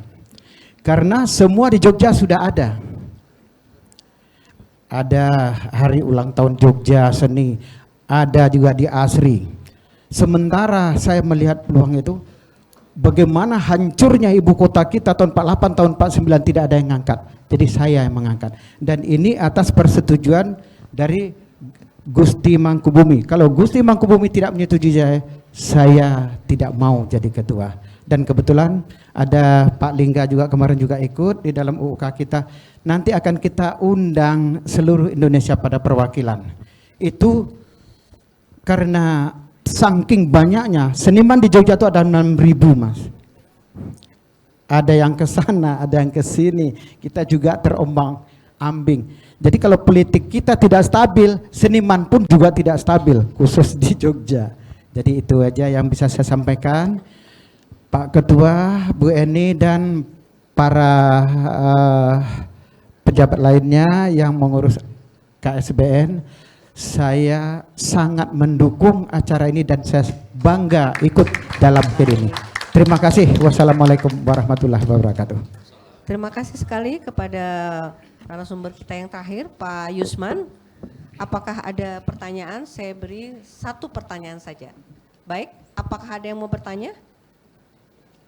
Oh, Mbak Ketua lagi ya, Mbak Ketua Panitia. Monggo Mbak.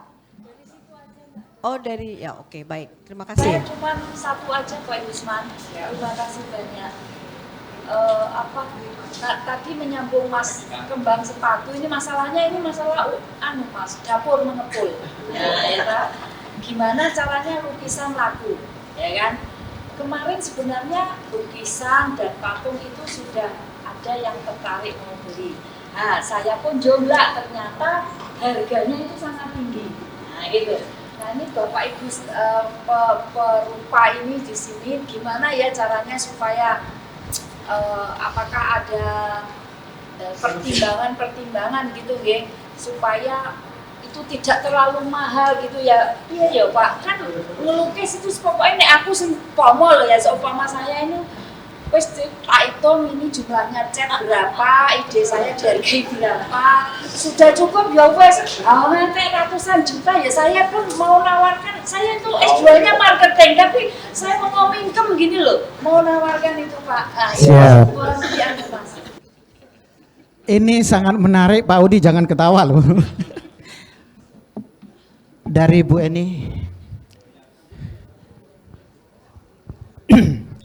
Khusus dengan saya dulu ya. Saya, karena saya baru orang pertama mungkin saya di sini, saya keluarkan karya terbaik saya. Jadi mohon izin dan mohon maaf. Jadi mungkin ada karya itu, padahal saya sendiri menyarankan tidak seperti itu. Tapi karena kemarin saya juga dipanggil Pak Ketum ke kantor beliau, juga udah melihat karya-karya sini. Tentu saya mengeluarkan karya saya yang terbaik juga. Saya tidak mau juga ecek-ecek. Tapi dengan bagaimana supaya karya ini laku, bagaimana ini jangan terlalu mahal. Bisa, itu bisa diatasi. Untuk pameran selanjutnya mungkin bisa kita atasi. Saya mengasih saran kebetulan gubernur saya di Padang datang ke Jogja. Saya ngasih saran. Jadi saya panggil adik-adik saya, ada 25 orang yang dosen di Institut Seni Indonesia Parangpanjang. Tolong, karena Padang itu susah lakunya, dan kebetulan teman beliau itu Pak Hamzah salah satunya, teman Pak Udi. Jadi karena saking berat ya mungkin hidup di Jogja, jadi pulang jadi dosen. Terus bagaimana supaya di Padang itu juga bisa pelukis-pelukis ini bisa hidup? Satu saran saya, ketika Pak Wagub datang ke Jogja, Pak, mohon maaf, karena kita sudah dekat. Kalau adik-adik kita ingin maju di Sumatera Barat, tolong para pejabat-pejabat yang ada di Sumatera Barat, setiap pameran tolonglah dikoleksi. Kalau tidak akan pernah mereka akan maju dan tidak akan pernah menikmati hasil karyanya. Itu saya bilang. Terus yang kedua, yang ketuanya Hamzah termasuk saya panggil. Tolong besok karya-karya yang Anda buat, yang kamu buat, jangan sampai harganya di atas 50 juta. Jadi 50 juta ke bawah. Dari 10 juta sampai 50 lah itu. Dan alhamdulillah tahun berikutnya itu laku 10, Pak. Dan dapat sumbangan dari kebudayaan. Nah, kebudayaan di sini sangat berperan penting. Jadi apalagi mungkin Jakarta yang sangat luar biasa kebudayaannya. Saya kira ketika saya menyarankan itu, dan itu berjalan, Pak. Mereka kompak, sehingga Sakato itu yang di Jogja itu, dulu saya penasihatnya ada 300 orang Minang di Jogja, yang kembali itu 25 orang, semua jadi dosen. Jadi saran kita, mungkin di Jakarta atau mungkin yang lain. Dan satu lagi, mungkin yang kedua, ketika saya berproyek, saya mengasih solusi. Saya berproyek bukan mengambil uang, bukan, tidak harus uang itu uang dari pemerintah, tapi semacam CSR mungkin dari bank. Dan proyek pertama saya itu bukan uang dari pemerintah. Saya baru wisuda Maret 94, Agustus saya ditunjuk zaman itu tahun 94-95 oleh Pangdam waktu itu Pak terakhir wakil Pak Tayo Termadi, yang ketika itu saya lupa beliau nama dari Aceh. Saya saran di Bandung ketika Pak Tayo Termadi jadi Pangdam, saya dipanggil ke Bandung. Saya juga sarankan gitu, kalau kita mau bikin monumen atau bikin acara, kita buatlah maket. Kalau lukis mungkin souvenir, kita sumbangkan kepada pejabat itu. Kita ingin membangun ini, monumen ini, pahlawan ini. Ini bukan hanya punya orang Bandung, bukan hanya punya seniman, bukan punya ini, tapi punya kita, punya bangsa Indonesia.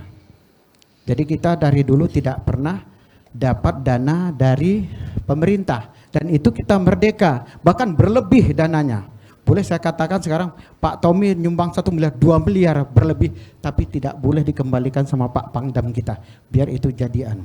Jadi seperti tadi, kalau Ibu Eni tadi bilang, bisa lukisan turut murah, tapi dari sekarang kita bicarakan untuk setahun yang akan datang. Bisa. Mungkin Pak Udi bisa nambahkan nanti orang dari Kalau saya orang lapangan, Bu. Saya bekerja di lapangan, saya tahu semua apa yang di lapangan. Jadi termasuk bahan. Yang tidak bisa bahan itu ditipu dari patung, perunggu. Perunggu bahan yang kuat dari segala cuaca. Jadi tidak bisa. Kalau kanvas, mohon maaf teman-teman dari lukis, kanvas ditaruh di luar, tidak sampai sebulan ambrol. Boleh, kecuali kanvasnya itu dari seng, dari tembaga yang dikenteng, diukir. Tapi, nah kalau patung yang untuk monumen kita kepingin bagus, memang dari dulu sejarahnya dari zaman Yunani, perunggu itu bahan terbaik. Bahkan perunggu itu nomor 3 dari emas, perak, perunggu.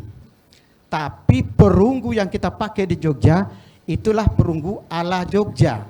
Tidak bisa diteliti dengan perunggu seperti arca-arca yang dapat di museum, di kerajaan, itu perunggu asli. Sekarang kalau itu kita buat patung setengah badan ini, bisa 1 miliar, 2 miliar, itu perunggu yang asli dulu. Tapi perunggu ala Jogja, ya segitulah harganya sebetulnya. Dan satu patung ini, setengah dada ini, itu 50 juta saya mengeluarkan murni.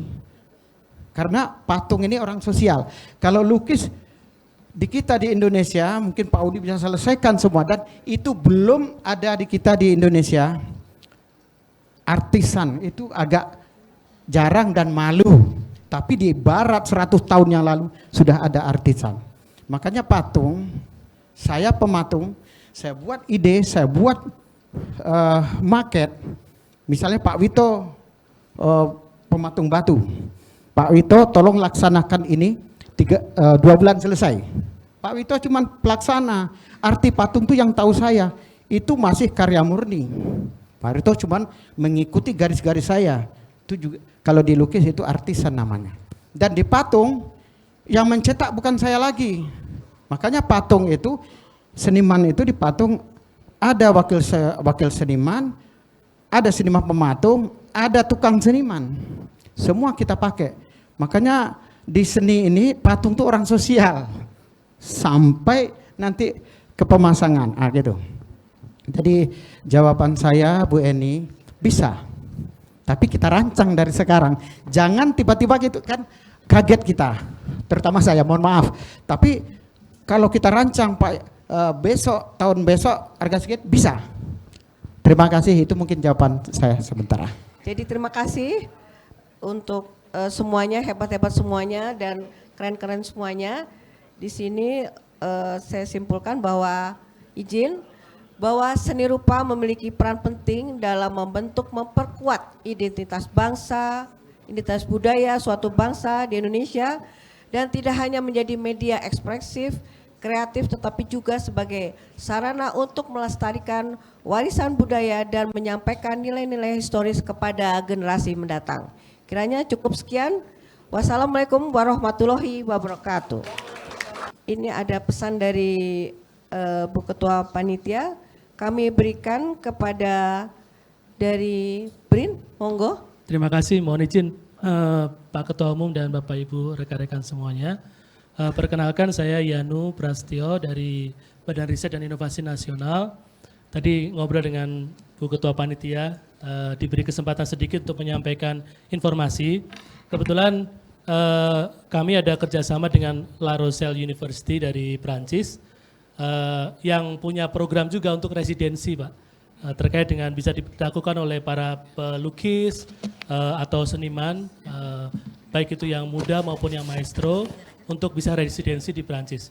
Kebetulan bulan depan, bulan Maret, saya akan ke sana 1 minggu untuk mempertajam kolaborasinya. Nanti setelah itu mungkin dengan KSBN kita akan komunikasi lebih lanjut. Ada peluang kesempatan untuk teman-teman seniman, pelukis maupun perupa, ahli patung dan lain-lain yang ingin menularkan atau mengekspresikan karyanya dengan audiens di internasional, khususnya di Perancis. Jadi ini tadi informasi saya sampaikan ke Mbak Eni, dan barangkali ke depan bisa lebih banyak kolaborasi juga dari Badan Riset. Saya bukan pelukis, bukan seniman, tapi menikmati tadi ngobrol dengan beliau juga dengan karyanya, dan saya rasa kolaborasi antara stakeholder ini akan bisa mengangkat juga banyak karya-karya talenta dalam negeri kita untuk berkibar di luar negeri. Demikian sedikit informasi dari kami. Terima kasih Bu Eni kesempatannya dan Pak Ketua Umum dan teman-teman. Assalamualaikum warahmatullahi wabarakatuh. Terima kasih dari BRIN tadi yang telah merespon positif. Ya. Kalau kita diberi kesempatan, KSBN itu tidak pernah menolak, Pak. Sampai ujung langit pun kalau ada undangannya kita akan datang. Kutub Utara, Kutub Selatan pun datang, apalagi Prancis. Tapi tolong itu apakah itu nanti bentuk undangan atau apapun, kita akan memberangkatkan itu. Kita akan memenuhi tawaran itu. Karena belum ada dalam sejarahnya KSBN menolak ajakan itu. Kita akan selalu benar. memenuhi. Betul itu, Mas. Iya, sekali lagi supaya ruangan ini lebih semarak, tepuk tangan yang meriah untuk para narasumber dan moderator.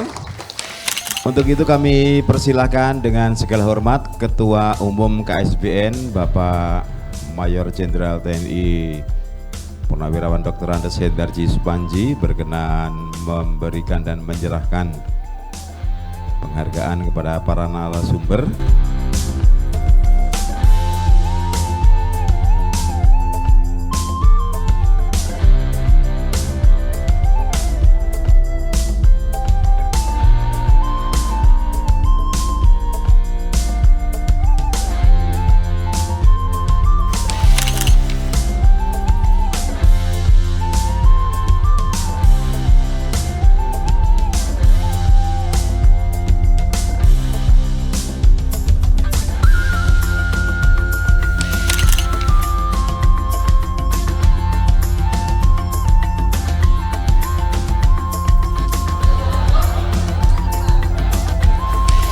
Jadi dalam rangka Sewindu KSBN yang digelar pada tanggal 10 hingga 17, mohon berkenan kepada yang terhormat Bapak Ketua Umum Komite Seni Budaya Nusantara berkenan menutup secara resmi rangkaian Sewindu KSBN. Dipersilahkan. Dengan mengucap syukur alhamdulillah, maka pameran seni rupa berbasis budaya, fotografi, lukisan, patung, busana secara resmi saya nyatakan ditutup.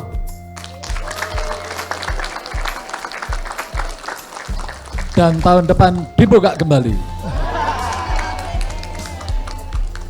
dengan volume yang lebih besar. Semua lomba seni dilombakan.